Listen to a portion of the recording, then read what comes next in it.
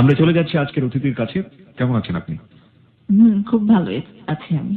আচ্ছা, আমি আসলে নামটা আপনার বলতে পারতাম, কিন্তু নামটা আসলে আপনার মুখ থেকেই শুনতে চাই। আপনার নামটা যদি আমাদের শ্রোতাকে বলেন।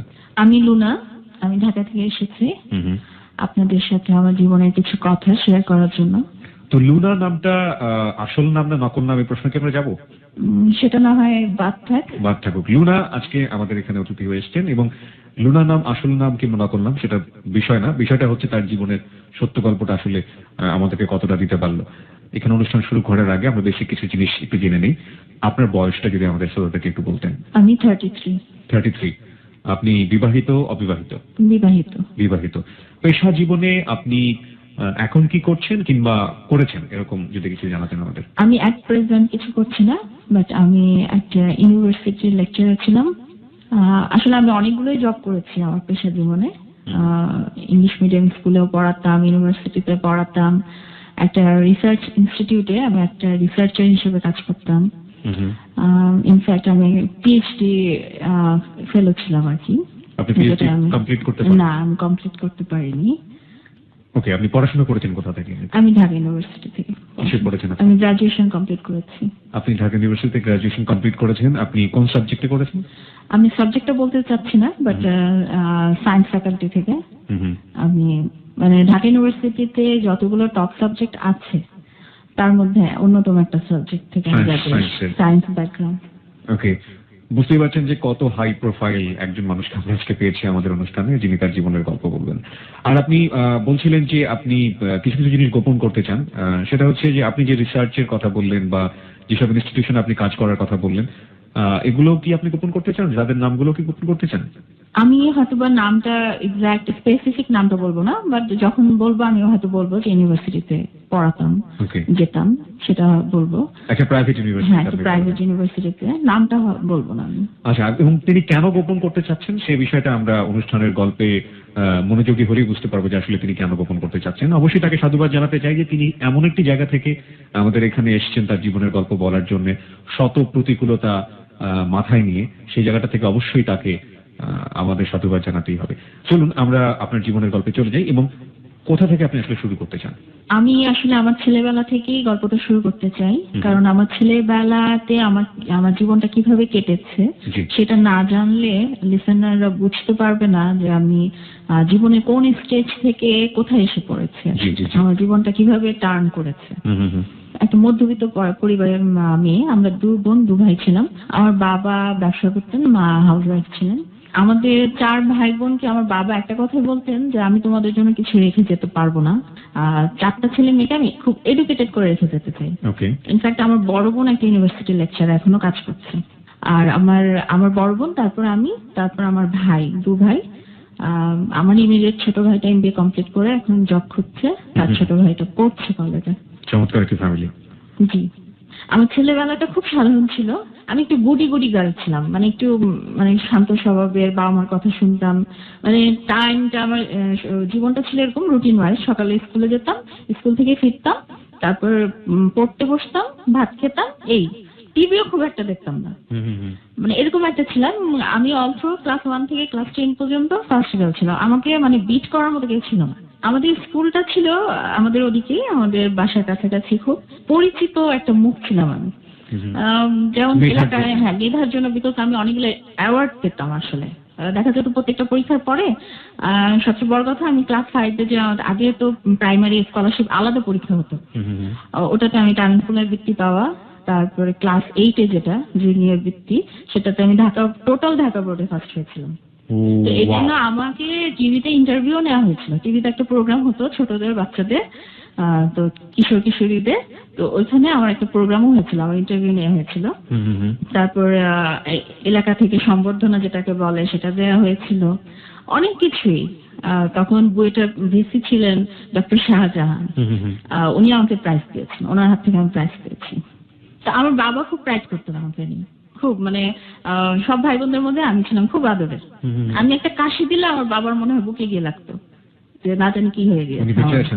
জি, আমার বাবা বেঁচে আছে এবং আমার জন্য এখন কষ্ট পাচ্ছেন উনি। ওকে, যাই আমরা ধীরে ধীরে যাই। আগে বরং আমরা বলতে চাই না যে আসলে কষ্ট না আনন্দ কি পাবে আমাদের স্টোরি শুনে। চলুন, আপনি যে জায়গাটা বলছিলেন।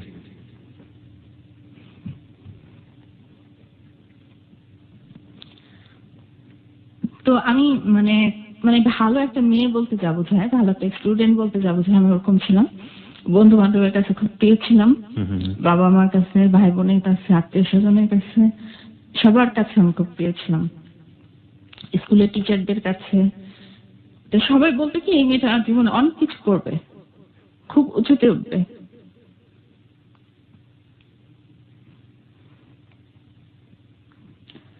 আমি আমার সেই গোলটাকে সামনে রেখে আমি জীবনের পথে এগিয়ে যাচ্ছিলাম। তো ক্লাস 8 গেল, ক্লাস 9 গেল, ক্লাস 10-এ উঠলাম।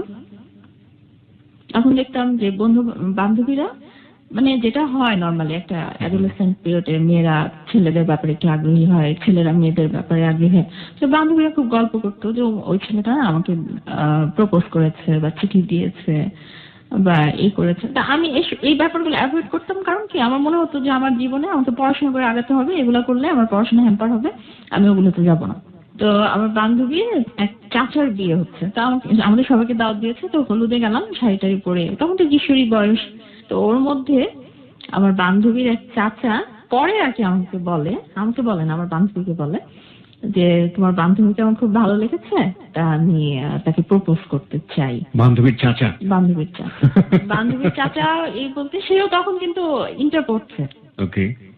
অল্প বয়সে চাচা হয়ে গিয়েছে আর কি। অল্প বয়সী চাচা। আজকাল হয় অনেকে অল্প বয়সে চাচা হয়ে দাদুও হয়ে যায়। দূর সম্পর্কের চাচা, আপন চাচা না, দূর সম্পর্কের চাচা। তারপরে আমার বান্ধবী স্কুলে এসে আমাকে বলছে তোকে তো এরকম বলতে চাচ্ছে, তো তুই কি বলিস? এক বাক্যে আমি না করে দিলাম যে না, আমার পক্ষে এটা সম্ভব না, না করে দিও। চাচুর সাথে প্রেম করা কোনোভাবে সম্ভব না? চাচু না, ইনফ্যাক্ট কোনো ছেলের সাথে সেই মুহূর্তে আমি প্রেম করতাম না। ওকে, যাই হোক, প্রেম করা সম্ভব ছিল না আমার পক্ষে। তো তারপরে দেখা গেল ও মানে ওই ছেলেটা প্রায় আমার বান্ধবীকে ফোন দিত, ফোন করে বলতো যে ওর নাম্বারটা দাও। তা আমি সবসময় স্কুলে এসে আমার বান্ধবী যখন আমি বলতাম যে এইসব আমাকে বলবা না প্লিজ, আমি আমার মনটাকে ডাইভার্ট করতে চাই না, আমি পড়াশোনা নিয়ে থাকতে চাই। কারণ তখন কিছুদিন পরে আমার টেস্ট পরীক্ষা, ম্যাট্রিক পরীক্ষা, আমাকে পরীক্ষা দিতে হবে। একদিন ওই ছেলেটা আমাকে একটা চিঠি লিখলো, যেটা আমার বান্ধবীর হাতে দিয়েছে, আমার বান্ধবী আমাকে দিয়েছে। চিঠিটা তেমন কিছু লেখা ছিল না, বাট চিঠিটা কেন যেন আমাকে খুব স্পর্শ করলো, মানে পড়ার পরে আমার খুব খারাপ লাগতে থাকলো। তো মনে হলো যে দেখি না একটু কথা বলে। মানে কি ছিল চিঠির মধ্যে খারাপ লাগার ব্যাপারে একটু জানতে চাই। মানে ও খুব উদাস করা কিছু কথা লিখেছিল, যে তুমি আমার সাথে কথা বলতে চাও না, কোনো সম্পর্ক করতে চাও না, তা আমার খুব খারাপ লাগছে। ওর তখন ইন্টার টেস্ট চলছে, আমার পড়াশোনায় মন বসে না, মনে হয় আমি পরীক্ষায় খুব খারাপ করবো। তুমি তো খুব ভালো ছাত্রী, তুমি তো ভালো রেজাল্ট করবা, কিন্তু আমি খুব ডাব্বা মারবো। তো আমার খুব খারাপ লাগলো। খারাপ লাগার পরে তা আমি ভাবলাম থাক না, দেখি না একবার কথা বলে। তো তারপর আমার বান্ধবীর বাসায় গেলাম, ওদের বাসায় গিয়ে যাওয়ার পরে ওই ছেলেটা ফোন করেছে, কথা বললাম। কথা বলার পরে বললো যে তুমি যদি না চাও আমি তোমাকে জোর করবো না, বাট আমার খুব কষ্ট হবে, আমার খুব খারাপ লাগবে তোমার জন্য। তারপর আমার বান্ধবী, আমি বললাম কি যে আমি একজন মানুষকে আমার জন্য কষ্ট পাবে, আমার খুব খারাপ লাগবে। হয় তুমি ওনাকে বলো যে এইভাবে যাতে আমাকে কখনো অ্যাপ্রোচ না করে আমার সামনে, অথবা মানে আমাকে ভুলে যেতে, যেটা আমি বললাম। তা আমার বান্ধবী বললো যে না, উনি আসলে মনে হয় পারবে না, এটা সম্ভব না। তো তোমার ব্যাপার, তুমি যদি না পড়ো তাহলে ওনার করার কিছু না, ওনার পরীক্ষা খারাপ হবে। তা আমি সব ফ্রেন্ডরা স্কুলে গেলাম, তো গিয়ে দেখলাম সব বান্ধবীরা আমার উপর ছ্যাপা কেন, যে তুমি তোমার জন্য ওর পরীক্ষা খারাপ হবে। আমাকে ব্লেম দেওয়া শুরু করলো। আমি কি করলাম? আমি তো ওর সাথে কোনো সম্পর্কে জড়াই নাই যে তোমরা ব্লেম দিচ্ছ যে আমার কারণে পরীক্ষা খারাপ। এমন হতো যে আমি সম্পর্কে জড়িয়েছি, এখন আমি ছেড়ে দিচ্ছি তাকে। তো বলতেছে না, ছেলেটা ভালো ছিল, সব দিক দিয়ে ভালো, পড়াশোনায়ও ভালো, এখন তোমার জন্য খারাপ করবে এটা ঠিক না, তুমি ইয়ে করো। তো দেখা গেল একটা মোমেন্ট এসে আমি ওদের প্রেশারে রাজি হলাম যে ওর সাথে আমি কথা বলবো বা ইয়ে করবো, দেখা করবো। তো তারপরে যে ঘটনাটা ঘটলো, একদিন দেখা হলো, আমার বান্ধবীর বাসাতেই দেখা হলো। মানে তখন কিশোরী বয়সের যে প্রেমটা যেরকম হয়, মানে খুব দুরু দুরু বুক, মানে কেউ না দেখে ফেলে, কেউ না জেনে যায়। সবচেয়ে আমার মাথার মধ্যে সবসময় একটা জিনিস স্ট্রাইক করতো যে আমার বাবা যাতে জীবনে ওই ঘটনা জানতে না পারে, যাই করবো না কেন আমার বাবা থেকে হাইড করতে হবে। এবং আমার সবসময় একটা অপরাধ বোধ কাজ করতো, আমার বাবাকে না জেনে আমি জীবনে কিছুই করিনি। এর আগে যতবার কোনো ছেলে আমাকে চিঠি দিয়েছে আমি আমার বাবাকে দিয়ে দিতাম, আমার বাবার হাতে। আমার বাবা পড়ে সেটা ছিঁড়ে ফেলে দিত। নিশ্চয়ই এরকম মেয়ে আমাদের সোসাইটিতে এখনো অনেক আছেন। সুতরাং যারা চিঠি দেবেন তারা একটু চিন্তা ভাবনা করে করে নেবেন যে বাবার হাতে পড়লে আপনার অবস্থাটা কি হতে পারে। না, আমার বাবা আমার খুব ভালো মানুষ ছিল, ওই ছেলেদের ইনফ্যাক্ট চিনতেন। আপনার বাবার মতো তো আর সবাই না। হ্যাঁ, ও চিনতেন যে মহল্লারই ছেলে, বাট উনি কখনোই কিছু বলতেন না জি। ছেলেদের। মানে আমার বাবা হচ্ছেন খুব ইনোসেন্ট মানুষ, মানে খুব সাদা সিধে ইনোসেন্ট একটা লাইফ লিড করেছেন। ওনার সাথে ওই ছেলেটার সাথে আমি যখনই কথা বলতাম, ওই যে বললাম আমার ভয় লাগতো বা ইয়ে হতো, একটা অপরাধ বোধ কাজ করতো। আর ওর সাথে আমি ফ্রিও হতে পারতাম না, ইজিও হতে পারতাম না, এটা আমার প্রবলেম ছিল। তো এভাবে টেস্ট পরীক্ষা দিলাম। টেস্ট পরীক্ষায় আমার যে রেজাল্ট ছিল, মানে তখন তো স্ট্যান্ড ছিল, স্ট্যান্ড এবং স্টার। তো তখন সবাই আমার রেজাল্ট দেখে সবাই ভাবলো যে আমি তো স্ট্যান্ড করবই, এত মার্কস ছিল, আমি এত মার্কস পেয়েছি। তো তারপরে আমার সাথে দেখা হতো না তেমন, জাস্ট চিঠি চিঠি, ও আমার বান্ধবীর কাছে চিঠি দিত, আমি আমার বান্ধবীর কাছে চিঠি দিতাম, জাস্ট একটু আগে শুনে। তো এর মধ্যে প্রবলেমটা হলো, আমাদের পাড়ারই স্কুলের কাছে একটা ছেলে ছিল। তো ওদের ফ্যামিলি ব্যাকগ্রাউন্ডটা খুব মানে খারাপ ছিল, বিকজ ওর চাচা, তারপরে যারা ছিল বাবা, ওরা একটু সন্ত্রাসী টাইপের ছিল। তো ওই ছেলেটা একদিন মানে ওর বন্ধুর দ্বারা আমাকে থ্রেট পাঠায় যে ও যার সাথে, যে ছেলেটার সাথে প্রেম করে, ওকে মেরে ফেলবো, না হলে তো ওকে পাবো না। ও আমার সব কিছু রিফিউজ করছে, রিজেক্ট করছে আমাকে, এটা আমার খুব খারাপ লাগছে। তো ও যে ছেলেটাকে পছন্দ করে, সে যদি এই পাড়ায় কখনো আসে, আমি ওকে মেরে ফেলবো। তো আমার তো খুব ভয় ঢুকে গেল। তখন আমার নাওয়া খাওয়া, খাওয়া দাওয়া, পড়াশোনা সব শেষ, মানে আমি কিছু করতে পারবো। পরীক্ষার কিছুদিন আগে জাস্ট। মাই গড। তো এর মধ্যে আরেকটা কথা বলি, আমার একটা প্রাইভেট টিচার ছিলেন, উনি ছিলেন আসলে আমার গুরু। আমি এখনো আজ পর্যন্ত 93 থেকে উনি আমাকে, মানে 93 থেকে 96 পর্যন্ত উনি আমাকে পড়িয়েছেন। তো উনি ছিলেন না, কিছু কিছু মানুষের থাকে না আদর্শ বলে যে যে ব্যাপারটা থাকে, আমি ওনার মতো হতে চেতাম। উনি ঢাকা ইউনিভার্সিটি থেকে পাশ করেছেন এবং অনার্স মাস্টার দুটোতেই ফার্স্ট ক্লাস পাস। বর্তমানে উনি ঢাকা ইউনিভার্সিটির প্রফেসর। ওকে। তো উনি তখন অনার্সে পড়ছিলেন, আমাকে যখন উনি পড়ান তখন নিজেই অনার্সে পড়ছিলেন। আমাকে আমাদের পাশের বাড়িতে উনি থাকতেন। আমি অ্যাকচুয়ালি তখন বুঝতে পারিনি, পরবর্তীতে আমি বুঝতে পেরেছি যে আমি, আমার ভালো লাগাটা, ভালোবাসাটা আসলে ওনার জন্য ছিল। আমি ওনার মতো হতে চেতাম, যে আমি স্যারের মতো হব, স্যার যেমন ভালো স্টুডেন্ট, স্যার যেরকম। আমি অলওয়েজ ওনার সাথে একটা কি মনে হয় কম্পিটিশনই করতাম। স্যারকে জিজ্ঞেস করতাম, স্যার আপনি এই ম্যাট্রিকে এই বাংলাতে কত পেয়েছিলেন? স্যার যদি বলতো আমি তো 85 পেয়েছি, আমি তখন টার্গেট করতাম যে আমাকে 90 পেতে হবে, এরকম একটা ব্যাপার ছিল। কিন্তু আমি ওনাকে প্রচন্ড ভয় পেতাম। আমি ওনার চোখের দিকে তাকিয়ে কখনো মানে পড়তাম না, মাথা নিচু করে পড়তাম। তো ওই যে মাস্তান টাইপ যে একটা ছেলে ছিল, সন্ত্রাসী টাইপ, ও তো নানান ভাবে আমাকে হ্যারাস করছিল। দেখা যেত দেয়ালে দেয়ালে আমার নামের সাথে ওর নাম যুক্ত করে লিখে রাখতো, এই করতো সে করতো, যেটা করতো আর কি। তো আমার বাবা ভয়ে অনেকবার ওর গার্জিয়ান, আমার স্কুলের টিচাররা গিয়ে ওর গার্জিয়ানকে বলেছে যে এরকম করছে আমাদের স্কুলে একটা মেয়ের সাথে, এটা তো ঠিক না। তো বলতে কি আপনাদের মেয়েকে সামলান, আপনাদের মেয়ের প্রবলেম আছে। ছেলে মানুষ এরকম করে, ছেলেরা এরকম একটু হয়, খুবই কমন ফেনোমেনন। এবং গত সপ্তাহে আমরা ঠিক যে গল্পটা বাজিয়েছিলাম, এখানে শানু এসেছিল, শানু কিন্তু একই কথা বলেছে যে আমি গল্পগুলো বলতে পারিনি এই কারণে যে এই কথাটাই বলা হতো যে সব দোষ মেয়েদের, সুতরাং তোমরা ঠিক হও। সেম ব্যাপারটা আপনার মধ্যেও যেটা পেলাম একটা সময়। ছেলেটা একটা মেয়েকে, স্কুল গোয়িং একটা মেয়েকে, এখন যেটাকে ইফটিজিং বলে, ইফটিজিংটা এত প্রবল ভাবে এসেছে। আসলে তখন তো এত ইফটিজিং বুঝতাম না, ইফটিজিং ব্যাপারটা কি। তো ওই ছেলেটা কিন্তু আমার সাথে সেম থিং করতো। বাট ওই যখন ওর বাবাকে বিচার দিতে যেত, ওর চাচাকে বিচার দিতে যেত, তখন বলতো কি মেয়েটা, তাহলে আপনাদের মেয়েকে একা স্কুলে পাঠান কেন? একা স্কুলে কেন পাঠান? কেন যায় একা স্কুলে? একা স্কুলে যায় কেন? ছেলেরা এরকম একটু করে, একটু মেয়ে দেখলে এরকম একটু দুষ্টামি ফাজলামো করে, এটা কোনো ব্যাপার না। তো এরকম স্কুলের টিচাররা পর্যন্ত জানতেন যে এরকম। তো দেখা গেল তখন আমাদের টেস্ট পরীক্ষার পরে কোচিং হচ্ছিল, আমি কোচিং এ যাওয়া বন্ধ করে দিলাম। আমার টিচার, আমার স্কুলের প্রিন্সিপাল, উনি বললেন যে ঠিক আছে, তুমি যদি স্কুলে আসতে সমস্যা, তুমি এসো না, বাসায় গিয়ে তোমার স্যার গিয়ে পড়ায় আসবে, স্কুলের কোন টিচার তোমার লাগবে, বাসায় গিয়ে তোমাকে পড়ায় আসবে। তো তখন তো আমি মেন্টালি খুব ডিপ্রেস থাকতাম যে কেন এরকম হচ্ছে, কেন এরকম হবে। হ্যাঁ, এই কারণে আমি খুব ডিপ্রেস ছিলাম। তো যেটার রেজাল্ট আলটিমেটলি আমি পেলাম আমার পরীক্ষার পরে। আমি অনলি 9 মার্কসের জন্য আমি স্ট্যান্ডটা করতে পারিনি, স্ট্যান্ড করতে পারিনি। এবং বাংলাতে আমি 9 কম পেয়েছিলাম, অন্য সাবজেক্টে সবগুলোতে ঠিক ছিল।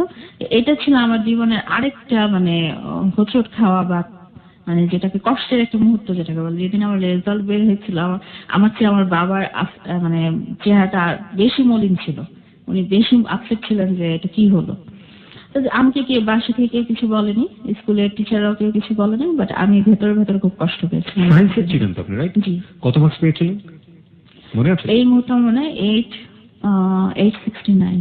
এটা আমি এই জন্য জিজ্ঞেস করছি যে স্টার মার্কস বা স্ট্যান্ড করার ব্যাপারটা আসলে আমিও পেয়েছিলাম, লাস্ট ব্যাচ ছিলাম, আচ্ছা, আচ্ছা। এবং ওটাই বলছিলাম যে আসলে স্টার মার্কস 800 850 পার হয়ে যাওয়ার পর অনেকে স্ট্যান্ড করতে পারে না সায়েন্স থেকে, সেই জন্য জিজ্ঞেস করছিলাম আর কি। আমাদের আমার মনে হয় 9 অথবা 11 মার্কসের জন্য আমি লাস্ট স্ট্যান্ড থেকে দূরে ছিলাম আর কি।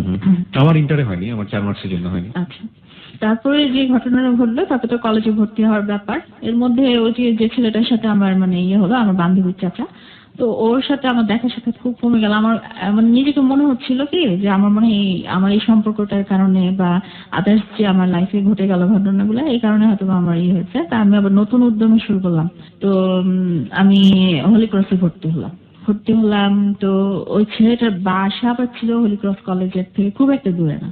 তো সপ্তাহে একদিন আসতো, জাস্ট ও আমাদের কলেজের, আমি গেটের এই মাথায় থাকতাম আর ও কলেজের গেটের ওই মাথায় থাকতো, ওই পারে থাকতো, জাস্ট এক ঝলক দেখে চলে যেত, আর অন্য কিছু নেই।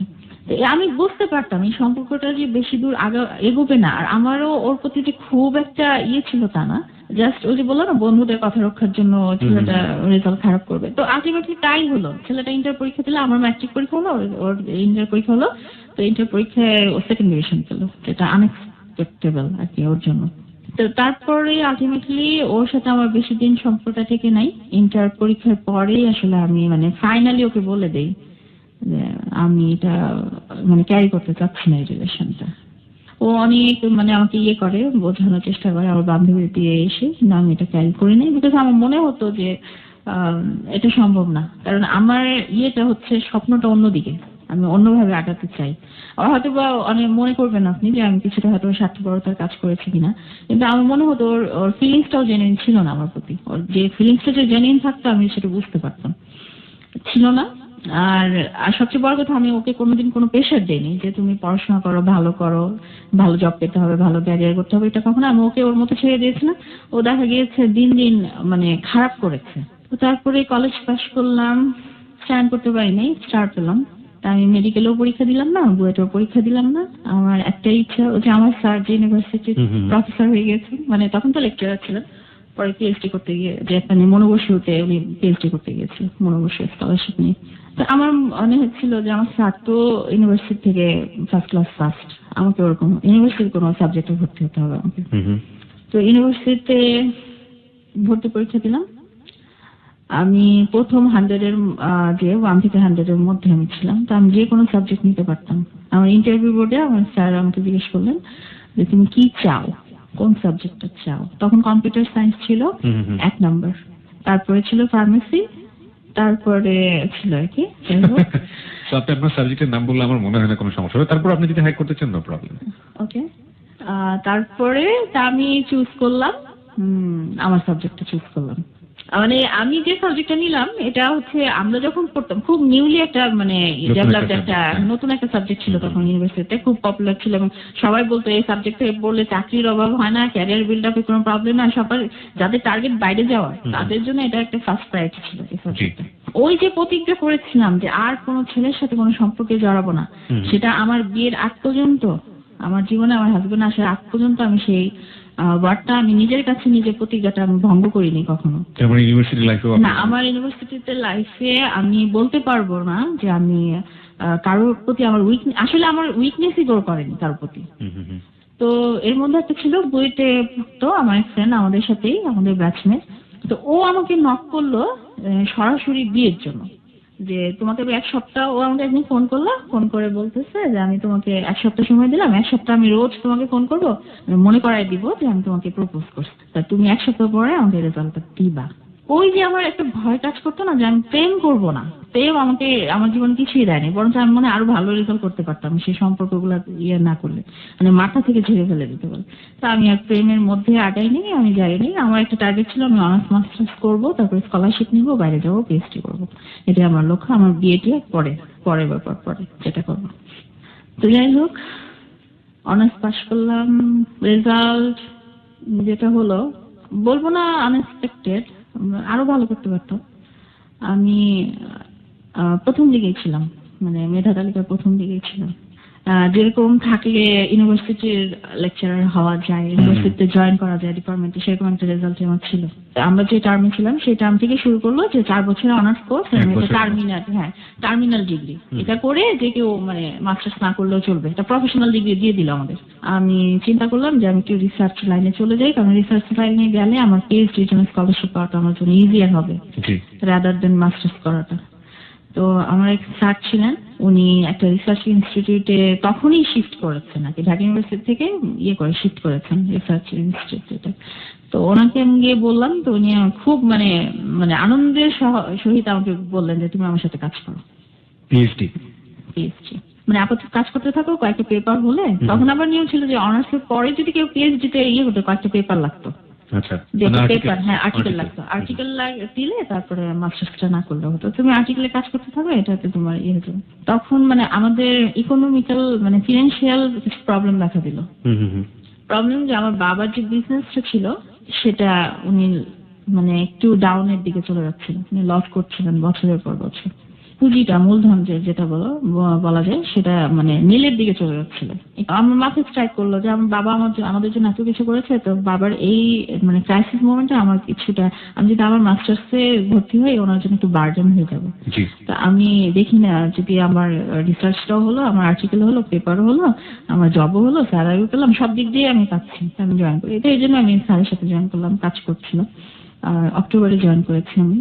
তো এই দিক দিয়ে যে মানে আমার বাবাও তো ছিলেন না যে বিয়ে দিতে হবে মেয়েকে, আমাকে পুরো স্বাধীনতা দিয়েছিলেন, তুমি যদি বাইরে যেতে চাও বাইরে গিয়ে পিএইচডি করো, বিয়ে করবা না করবা, তোমার লাইফে কেউ আসলে আমাকে বলবে, আমি সেভাবে ইয়ে করবো। ওর কোনো ছিল না যে বিয়ে করতে হবে।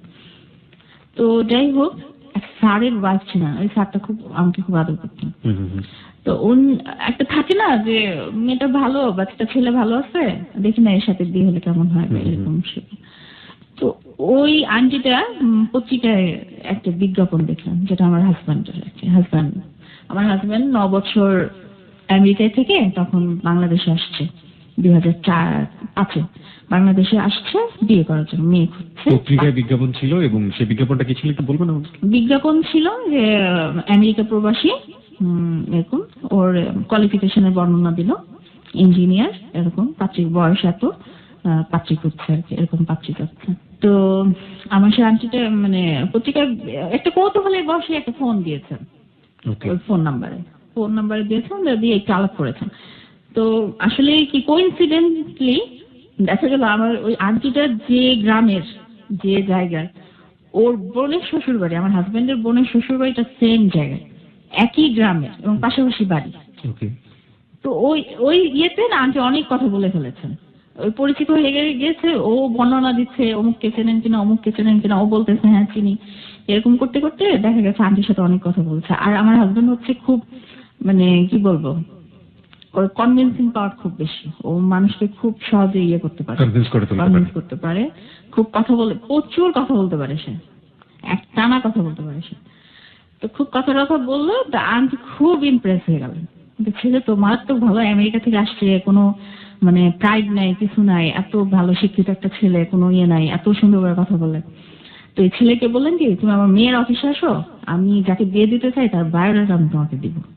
আমি কিন্তু এদিক দিয়ে কিছুই জানি না যে আমার বায়োডাটা দেওয়া হচ্ছে, ইনফ্যাক্ট তখন আমি অফিসে আমি কাজ করছি। ও গেল, যাওয়ার পরে আমার বায়োডাটাটা নিল, আমার ছবি নিল, এবং ওর বায়োডাটা ছবি দেয় নাই, বায়োডাটাটা দিয়ে গিয়েছে।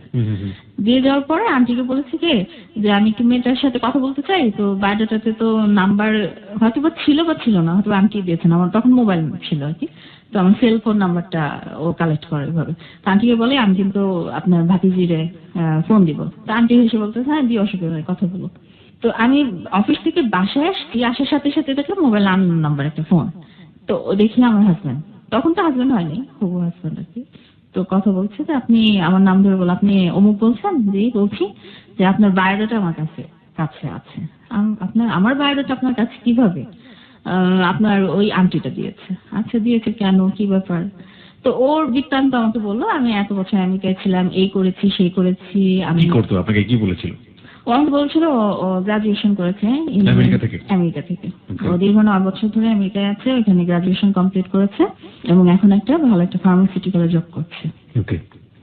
ও গ্রিন কার্ড তখনো পায়নি আসলে, না গ্রিন কার্ড পেয়েছে, গ্রিন কার্ড পেয়ে গিয়েছে।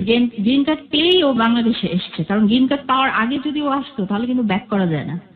ওকে। গ্রিন কার্ড পাওয়ার পরে ও বাংলাদেশে এসছে, আসার পরে 9 বছর ওয়েট করেছে ও গ্রিন কার্ড পাওয়ার জন্য। তা ওর তো এই 9 বছর 8 বছরের লাইফ আমার কাছে টোটালি আননোন, আমি তো কিছুই জানি না ও কি করেছে আমেরিকায়। ও যা বলেছে সেটাই আমি শুনে বাস আমি ফোন রাখলাম, তো ভাবতে লাগলাম। তো আন্টি এর মধ্যে আমাকে ফোন দিয়ে বললো ও কি ফোন দিয়েছিল? হ্যাঁ দিয়েছিল, কেমন লাগলো? কথা তো খুব ভালো বলে, তো দেখা যাক, আমি অতটা না। তারপর তো এদিকে আমি অন্য জবের জন্য কিন্তু ট্রাই করছিলাম, মানে তখন কিন্তু আমি পার্ট টাইমে জব করতাম, একটা প্রাইভেট ইউনিভার্সিটিতে পড়াতাম। ও দেখা যায় সকালে ক্লাস নিতাম 8টা থেকে 10টা ক্লাস নিয়ে তারপর আমার ওই রিসার্চে চলে যেতাম ওই ইনস্টিটিউটটাতে, ওটাতে গিয়ে কাজ করতাম। দেখা যেত অনেক কষ্টের একটা কাজ ছিল, রিসার্চের ব্যাপার তো 7টা 8টা বেজে যেত, বাসায় আসতাম টায়ার্ড থাকতাম খুব। তো করতাম আমি একটা ফুল টাইম ইউনিভার্সিটিতে পড়াবো এরকম একটা জব করছি। আমাদের সাবজেক্টটা আবার বেশিরভাগ ইউনিভার্সিটিতেই এখনো খোলা হয়নি, অতটা পপুলার না। ইনফ্যাক্ট প্রাইভেট ইউনিভার্সিটিতে আসলে এটা নাই, বিকজ যে এখানে ল্যাব ফ্যাসিলিটিস অনেক বেশি দিতে হয়, যেটা আসলে দেওয়াটা সম্ভব হয় না প্রাইভেট ইউনিভার্সিটির ক্ষেত্রে। তখনই আমার ডিপার্টমেন্টেরই এক স্যার এই একটা প্রাইভেট ইউনিভার্সিটিতে ওনাকে নিয়ে যায় সাবজেক্টটা জাস্ট ওপেন করার জন্য, এস্টাবলিশ করার জন্য। তো ওনাকে গিয়ে বলার সাথে সাথেই আমরা 8 জন ইন্টারভিউ দেই, 8 জনের মধ্যে আমাকে উনি নেন, সিলেক্ট করেন। তো ফুল টাইম লেকচারার হিসেবে আমি তখন এটা বিয়ের ঠিক 1 মাস আগে আমার কথাবার্তা হচ্ছে যে আমি ফুল টাইম হিসেবে ওই ইউনিভার্সিটিতে জয়েন করব। আর এই জবগুলো আমি আমার রিসার্চ ইনস্টিটিউটে যে স্যার ছিল আমি ওনাকে বলে দিচ্ছি যে স্যার আমি এরকম জব পেয়েছি, এটা আমি ছেড়ে দিতে পারি। আর আরেকটা ইউনিভার্সিটি যে পার্ট টাইম লেকচারার হিসেবে কাজ করতাম ওটা অলরেডি ছেড়ে দিয়েছিলাম আমি। তো তখন তো ওর সাথে আমার পরিচয় হলো, পরিচয় হওয়ার পরে তো ও দেখলাম খুব আগ্রহ আমাকে দেখার। তা আমি বললাম আপনি তো আমাকে আপনার বায়োডাটার সাথে ছবি দেখেছিল, আপনি তো ছবি দেখেছেন, এরপরে আপনি কি না বলতেছে যে আপনাকে আমি দেখতে চাই। তো আপনি তো অফিসে আছেন, তখনও কিন্তু আমি রিসার্চ ইনস্টিটিউটে অর্গানাইজেশনে কাজ করছি। তো বলছে যে আপনার অফিসে আমি চলে আসি, আপনার অফিসে আপনি কালকে আগামীকাল সকালে তো আপনি যাচ্ছেন, তো আমি সকাল চলে। আমি তখন বলছি যে না, আমি যদি আপনার সাথে দেখা করি তাহলে আমার ফ্যামিলি মেম্বারদের সাথে নিয়ে আমি দেখা করবো। আপনার ফ্যামিলি মেম্বার আসবে, আমার ফ্যামিলি মেম্বার যাবে, তারপর 2 ফ্যামিলির সাথে কথাবার্তা হয়, তারপর যদি কিছু হয় তাহলে দ্যাটস ওকে। তো আমার একটাই একটা ইন্টেনশন ছিল যে যদি কোনো বাইরের ছেলে আমার লাইফে আসে, প্রবাসী কেউ, তাহলে আমার জন্য একটা হবে কি যে আমি ওই যে স্বপ্নটা ছিল আমার বাইরে গিয়ে পিএইচডি করার, এটা একটু ফুলফিল হবে। সুতরাং একটা সফট কর্নার আপনার কাছে ছিল। একটা সফট কর্নার ছিল। তো 11টার সময় আমাকে আবার ফোন দিল, তা আমি একটু ডিস্টার্ব ফিল হলাম। তা আমি তাকে বললাম যে আপনি ফোন দিলেন কেন? তো বলতেছে যে আপনার সাথে আমি দেখা করতে চাই, তা আমি চলে আসবো আপনার অফিসে। আমি বলছি না, এটা করবেন না কখনো, কারণ আমি খুব ভালো মেয়ে হিসেবে সবাই জানে, আমাকে কখনো কেউ দেখা করতে আমার সাথে আসে না। ইভেন আমার কোনো বয়ফ্রেন্ড নেই যে আমাকে দেখা করতে আসে, আপনি আসবেন না। তখন বলতেছে যে না, তোমার সাথে তো আমার প্রথমে তুমি বলা শুরু করলো আমাকে, প্রথমেই কনফিডেন্টলি। হ্যাঁ তুমি একদম ওভার কনফিডেন্ট যে সে আমাকে বলতেছে। আমি বললাম যে আপনার ছবি তো আমি দেখি না, আপনাকে আমার পছন্দ না হতে বলতে। সে বলতেছে যে আমাকে তোমার পছন্দ হবেই, নো ডাউট। No doubt. কখনো কখনো এই কনফিডেন্টটা মেয়েদের মনে স্পেশালি হয়তো আলাদা কোনো জায়গা তৈরি করে নেয়, হয়তো বা। ওকে, তারপরে কি হলো 11টার পর? This track was downloaded from fusionbd.com. তারপরে 11টার সময় সে আমাকে ফোন দিয়ে বললো যে আমি কিন্তু চলে আসবো। আমি তখন বললাম যে না, এটা আমি তো দেখা করবো না। তো লাঞ্চ ব্রেক 1টার সময় হয়, 1টার সময় আমার মোবাইলে সে ফোন করে বললো কি তুমি একটু নিচে নামবা, আমি নিচে দাঁড়িয়ে আছি। তো আমি বললাম কি যে তখন আমি ভাবলাম কি যে দেখি, যেহেতু বিয়ে করতেই হবে বা করবো, কাউকে না তো কাউকে করবো, দেখি। তা আমি নিচে নামলাম। তো সে আমাকে বললো কি যে চলো কোথাও, তুমি তো লাঞ্চ করো নাই। চিনতে পারলেন কিভাবে? চিনতে পারলাম বিকজ ওর অ্যাটিটিউডটাই এরকম ছিল। আর লাঞ্চ টাইমে তো মোটামুটি ফাঁকা ছিল, লবিটা ফাঁকা ছিল। তো ওকে আমি বুঝতে পারছি, ফোনটা ছিল কথা বলার ভঙ্গিতে আমি বুঝতে পারছি, এবং ও আমাকে চিনতে পেরেছে। আমি যে সিঁড়িতে নামছিলাম তখনই ও বুঝতে পেরেছে যে এটা আমি। তো যাই হোক, প্রথম দেখাতে ও যে কনফিডেন্টটা ছিল যে আপনি তাকে পছন্দ করবেনই, ওই প্রথম দেখাতে ওই মুহূর্তে ওই মোমেন্টের অনুভূতিটা কেমন ছিল? যে হি ওয়াজ গুড লুকিং গাই। আমার একদমই ভালো লাগে না ওকে দেখে। একটা আমেরিকা প্রবাসী একটা ছেলে যে একটা ইঞ্জিনিয়ার, আমি তো মনে করি অনেক পস একটা খুব ভালো। তো আমার এখনো মনে আছে, ও তখন কিন্তু কেস পড়া হতো না। এখনো কিন্তু সহজে মানে ইয়েতে জগিং টগিং ছাড়া ছেলেরা সহজে কেস পড়ে না। ও একটা সাদা হোয়াইট একদম কেস পরে আসছে, আর সাদা একটা টি শার্ট, একটা জিন্সের প্যান্ট।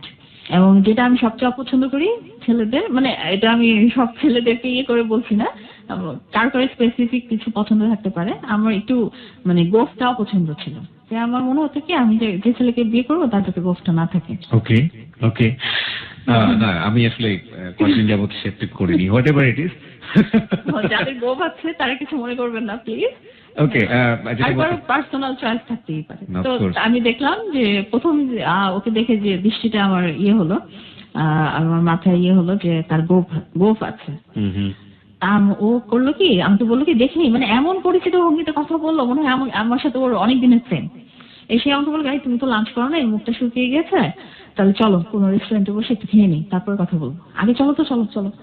তারপরে এই গেট থেকে বের হলাম, একটা ইয়েলো ট্যাক্সি ক্যাব দাঁড়িয়েছিল তখন। তো ইয়েলো ট্যাক্সি ক্যাব তখন বলতেছে কি চলো উঠো। আমি কোথায় যাবো?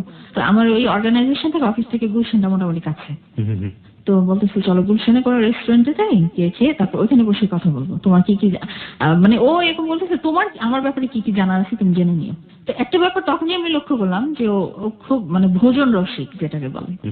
দেখা যাচ্ছে প্রথম একটা মেয়ের সাথে ডেটে গিয়েছে, তো আমার প্রতি ইয়েছে দেখা যাচ্ছে কি খাবার কি মেনু ওগুলা চেয়ে কোন খাবারটা মতো হয় খাবার ব্যাপারে কথা বলছে। এবং তখন ফার্স্ট ওর কোয়েশ্চেনটা করলো কি যে তুমি কি ভালো কুক, তুমি কি ভালো রাখতে পারো। আসলে সত্যি কথা বলতে কিন্তু আমি মানে ওই লাইফ পর্যন্ত, ওই সময়টা পর্যন্ত আমি কখনোই কিচেনে ঢুকিনি। রান্না বলতে কি জিনিস সেটা আমি মনে হয় আলুর ভর্তাটা করতে পারবো, ভাত রাখতে পারি নাই, কারণ ভাতটা হয় নরম হয়ে যেত নাহলে শক্ত থাকতো। আর আমি চাইও করিনি কোনোদিন আসলে ওইভাবে, শুধু নুডলস রাঁধতে পারতাম তখন। তাই আমি বললাম কি যে না আমি ভালো কুক না, আসলে আমি রাখতে পারি না। তো বললাম এটা কোনো ব্যাপার না। তা আমাকে বললো কি তোমার অফিস ছুটি কয়টায়? আমি বললাম 5টায়। তখন বলছি কি আমি তোমাকে নিতে আসবো, তোমার বাসায় ড্রপ করে দিব। ড্রপ করে দিবেন কেন? আমি কি একা যাই না অফিস থেকে?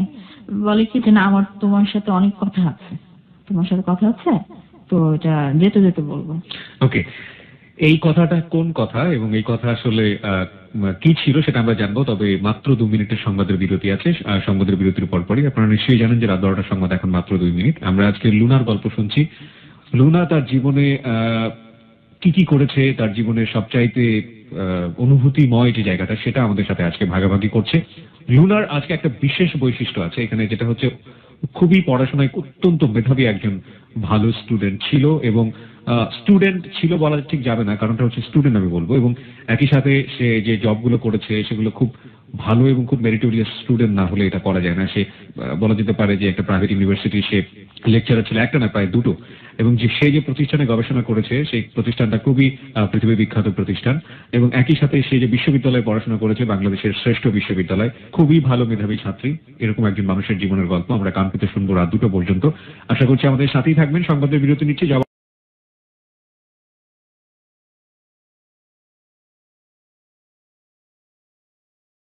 ছিলাম যে আপনি বলছিলেন যে আপনার হবু বর তখনও তো হয়নি আসলে, খাওয়া দাওয়ার ব্যাপারে খুব বেশি আগ্রহ, এবং বললো যে সে 5টার দিকে আপনাকে নিতে আসবে। বললো তো ঠিক 5টার কিছু আগে সে ফোন করলো, ফোন করে বললো যে আমি আসছি, রেডি হচ্ছি আসছি। তা আমাকে কিছু বলার সুযোগ না দিয়ে ফোনটা রেখে দিল। আমি বের হয়েছে অফিস থেকে, মুষলধারে বৃষ্টি শুরু হলো। এমন বৃষ্টি যে কি বলবো, চারপাশে কিছু দেখা যায় না, এত বৃষ্টি। তো একটা রিক্সা নিল, রিক্সা নিয়ে বললো ওঠো। আমি রিক্সা নিয়ে কোথায় যাব, মানে ওইখান থেকে আমার বাসার ডিস্টেন্স আবার অনেক, মানে রিক্সা করে যাওয়ার মতো না। তো বললো কি ইউনিভার্সিটিতে একটু যাবো, টিএসসি তে বসবো, বসে তোমার সাথে কথা বলবো, কথা আছে আমার। তো সেই সন্ধ্যাটার কথা আমার এখনো মনে আছে, যেহেতু মানে বৃষ্টি অন্ধকার হয়ে গিয়েছে, প্রায় 4-5টা মোটামুটি অন্ধকার, প্রচন্ড বৃষ্টি।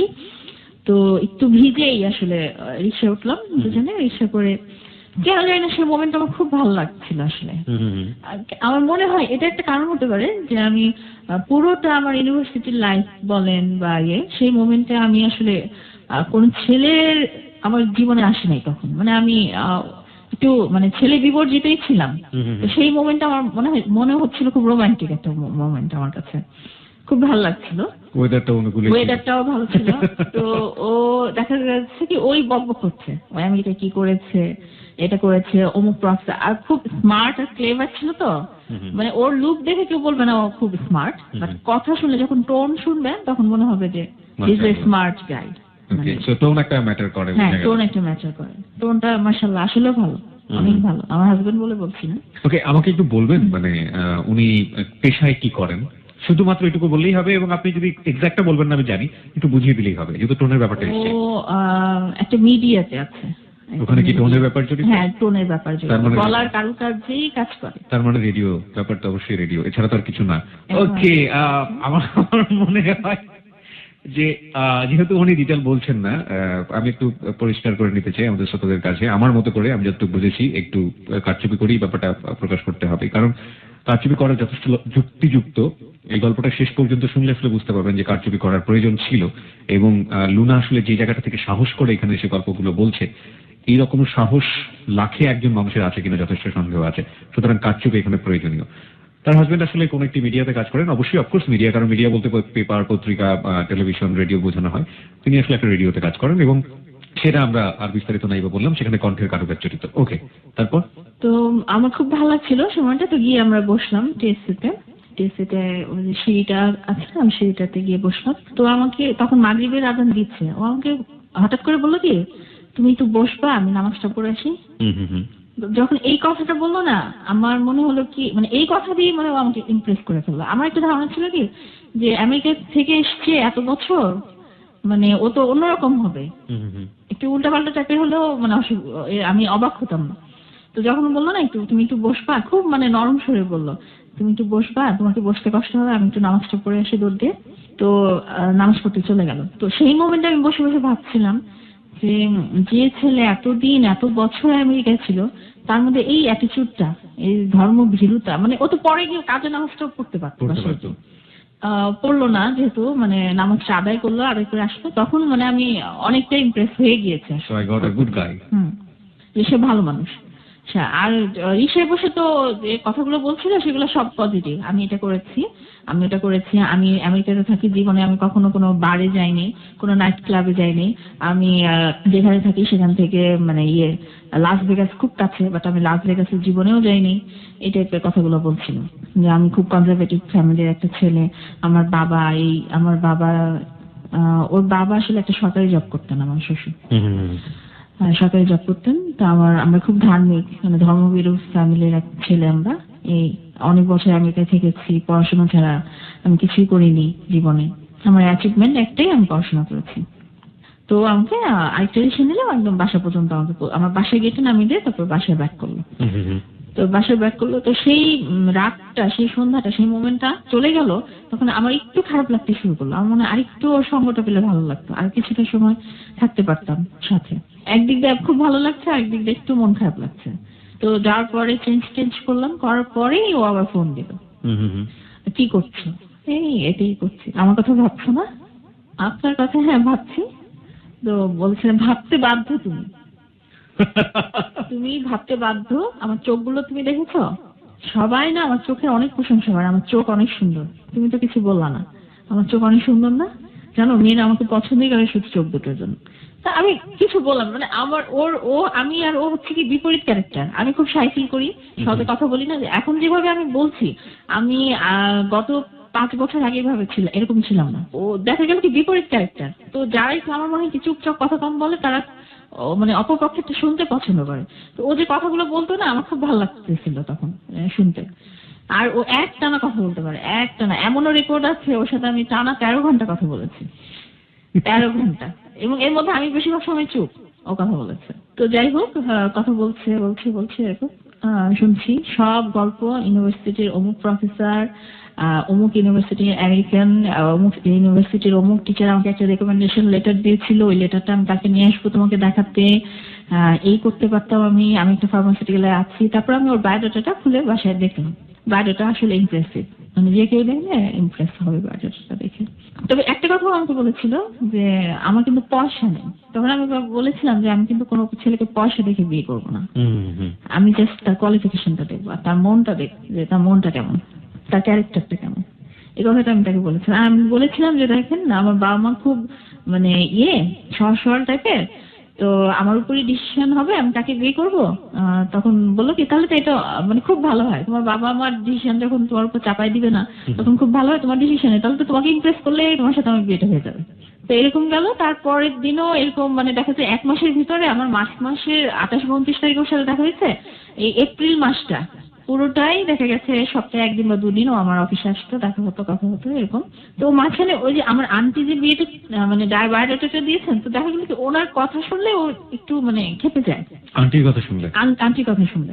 তো আমাকে একদিন বললো কি যে শোনো, তোমাকে যদি তোমার সাথে আমার বিয়ে হয় তাহলে এমনিতেই হবে, তোমার আন্টি যদি এর মাঝখানে আসে তাহলে কিন্তু তোমার সাথে আমার বিয়েটা হবে না, উনি কিন্তু গন্ডগোল লাগাই দিবে বিয়েতে। আমি বলছি কেন, ওনার দ্বারাই তো তোমার সাথে আমার পরিচয়। রাইট। তখন তুমি সম্পর্কটা মোটামুটি ইজি হয়ে গিয়েছে, বিয়ে হয়ে গিয়েছে।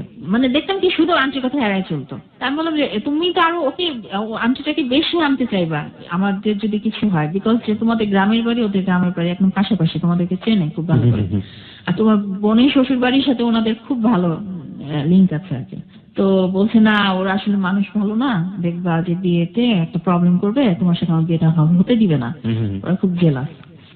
আসলে কি সেই মোমেন্টে ও আমাকে যা বলতো আমি তাই শুনতাম, আমার কাছে তাই বিশ্বাসযোগ্য মনে হতো, আমার কাছে মনেই হতো না যে ও রং কিছু বলতে পারে। মানে এমন সে তার ওর মানে আমার সামনে ওর ইমেজটা তৈরি করেছিল।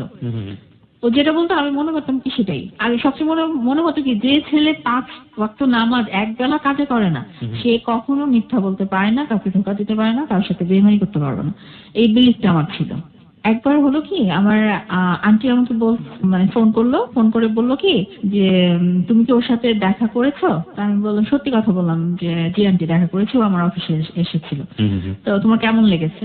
খুব একটা খারাপ লাগে নাই, আমার খুব ভালোও লাগে নাই, মানে আমি হাসলাম। তো তখন আমার আন্টি বললো কি যে আচ্ছা শোনো একটা কথা বললে, এটা তো বিয়ের ব্যাপার, তাহলে তো এটা তো মুরব্বি টুরব্বি নিয়ে মানে গার্জিয়ান নিয়ে করলে ভালো হয়, তাহলে চলো আমি ওকে বলি ফোন করি, তোমার সাথে আমি থাকবো, তোমরা দুজন কথা বলবা এবং ওকে জিজ্ঞেস করবো ওর বাবা মার ইচ্ছে কি, বা ওর বাবা মা যদি তোমাকে দেখতে চাই ওখানে আমি ডাকাবো, ওর বাবা ওকে বলবো বাবা মাকে নিয়ে আসতে। তো আন্টি ওরে ফোন করে বললো যে তোমার কাউকে নিয়ে আসো, আমি ওকে নিয়ে যাচ্ছি, তো একবারেই মুখোমুখি কথা হয়ে যাক, যা জানা যা বোঝার তোমাদের বুঝে নাও। তো ও করলো কি একটা মলে আসলো ওর বোনকে নিয়ে, আর আমি গেলাম আমার আন্টিকে নিয়ে। আসার পরে আমার আন্টিটা আবার খুব স্মার্ট, খুব ক্লেভার। তো সে ডিরেক্টলি তাকে বললো কি আচ্ছা তুমি যে আমেরিকা এত বছর ছিলা, পড়াশোনা করেছো বলতেছো, তো এগুলো ডকুমেন্টস কোথায়? বিয়েটা তো অনেক ইম্পর্টেন্ট একটা ব্যাপার, আর তুমি এত বছর ওখানে কি করেছো আসলে তো আমরা জানি না। আমরা চাইলেই খোঁজ খবর নিতে পারি, বাট ওইটা হচ্ছে এটা ভালো না যে তুমি নিজে থেকে আমাদের সবকিছু দিচ্ছ বা দেখিয়ে দিচ্ছ। বলতেছে না আন্টি এটা কি বললেন আপনি, আমি কেন দিব না, এই না সেই না, খুব মানে ইয়ে করতেছে। তো তখন বলতেছে কি যে আন্টি একটা জিনিস আমি সব দিব, আমার কথা আপনি যদি বিশ্বাস করেন তাহলে আপনারা গেইনার হবেন, আর যদি অবিশ্বাস করেন আপনারা লুজার হবেন। তো আমার আন্টি বললো কি যে লুজার হবো মানে, বলে কি আমি যদি প্রুফ দেখাই আমার এডুকেশনাল কোয়ালিফিকেশন বা আমি কি করেছি, প্রুফ দেখালে কিন্তু আমি আপনার মানে ভাগ্নিকে আর বিয়ে করবো না। আর যদি প্রুফ না দেখে আমার কথা বিশ্বাস করে আমাকে পছন্দ করে আপনার ভাগ্নি আমাকে বিয়ে করে, ও যদি আমাকে বিয়ে করে তাহলে ও গেইনার হবে। Very important part of your story I think. এটা আপনার জন্য খুবই গুরুত্বপূর্ণ একটা পার্ট।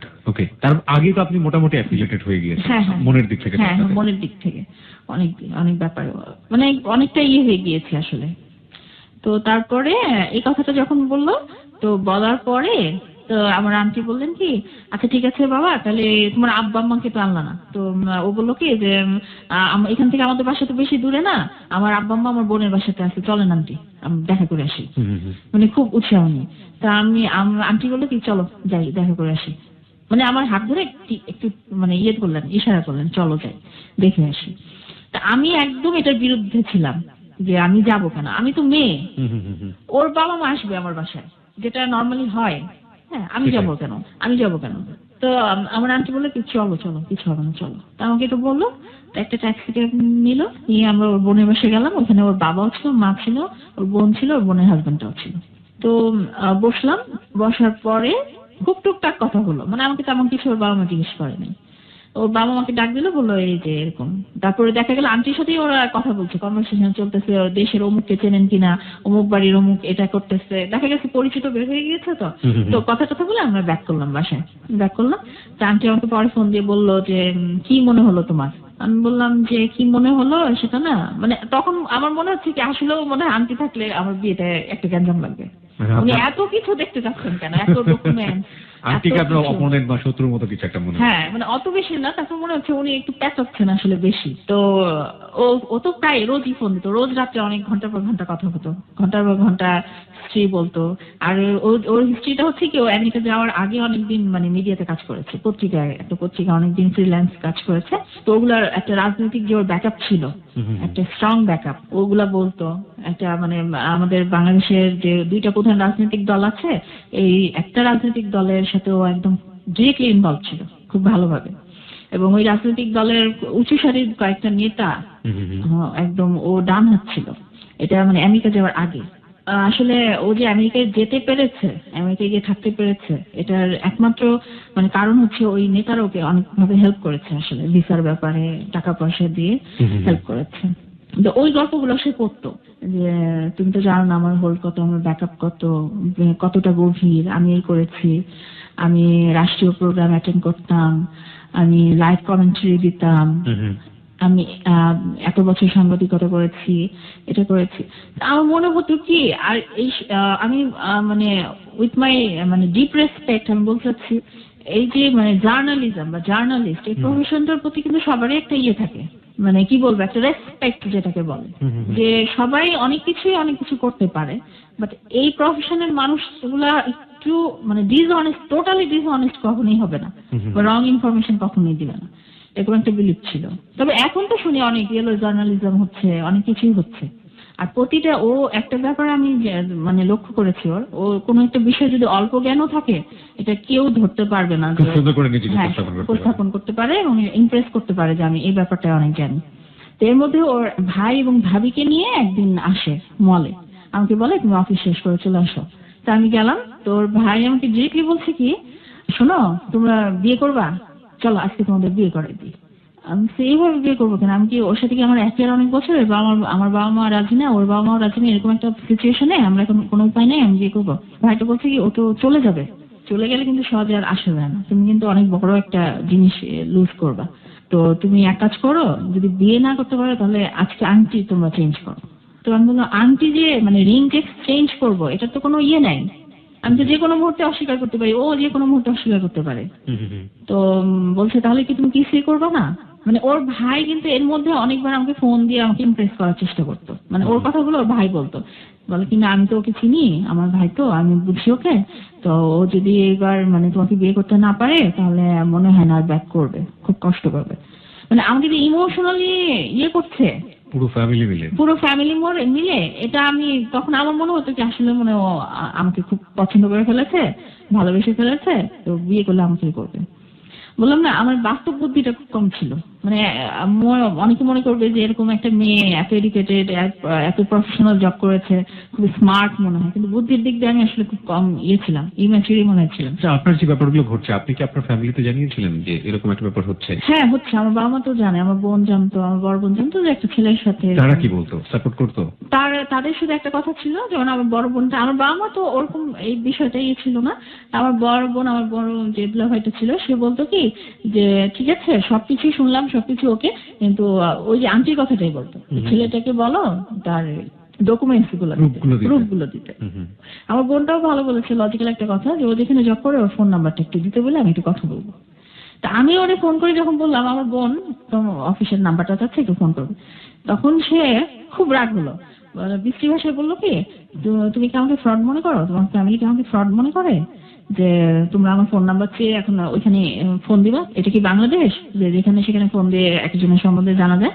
যদি বাংলাদেশ থেকে তোমরা ফোন দাও, ওরা তো না জানি মনে করবে কি আমি কি করেছি, এমনিতেই আমি বাংলাদেশ থেকে গিয়েছি, মুসলমান আমি, এমনিতেই আমরা খুব ইয়েতে থাকি ওইখানে, তো ওরা তো না জানি কি মনে করবে যে আমি না জানি দেশে কি করে এসেছে আতঙ্কগ্রাম, তুমি কি ভাবতেছো আমাদের এই, মানে দেখলাম খুব দাপটের সাথে আমার সাথে বিহেভ করলো।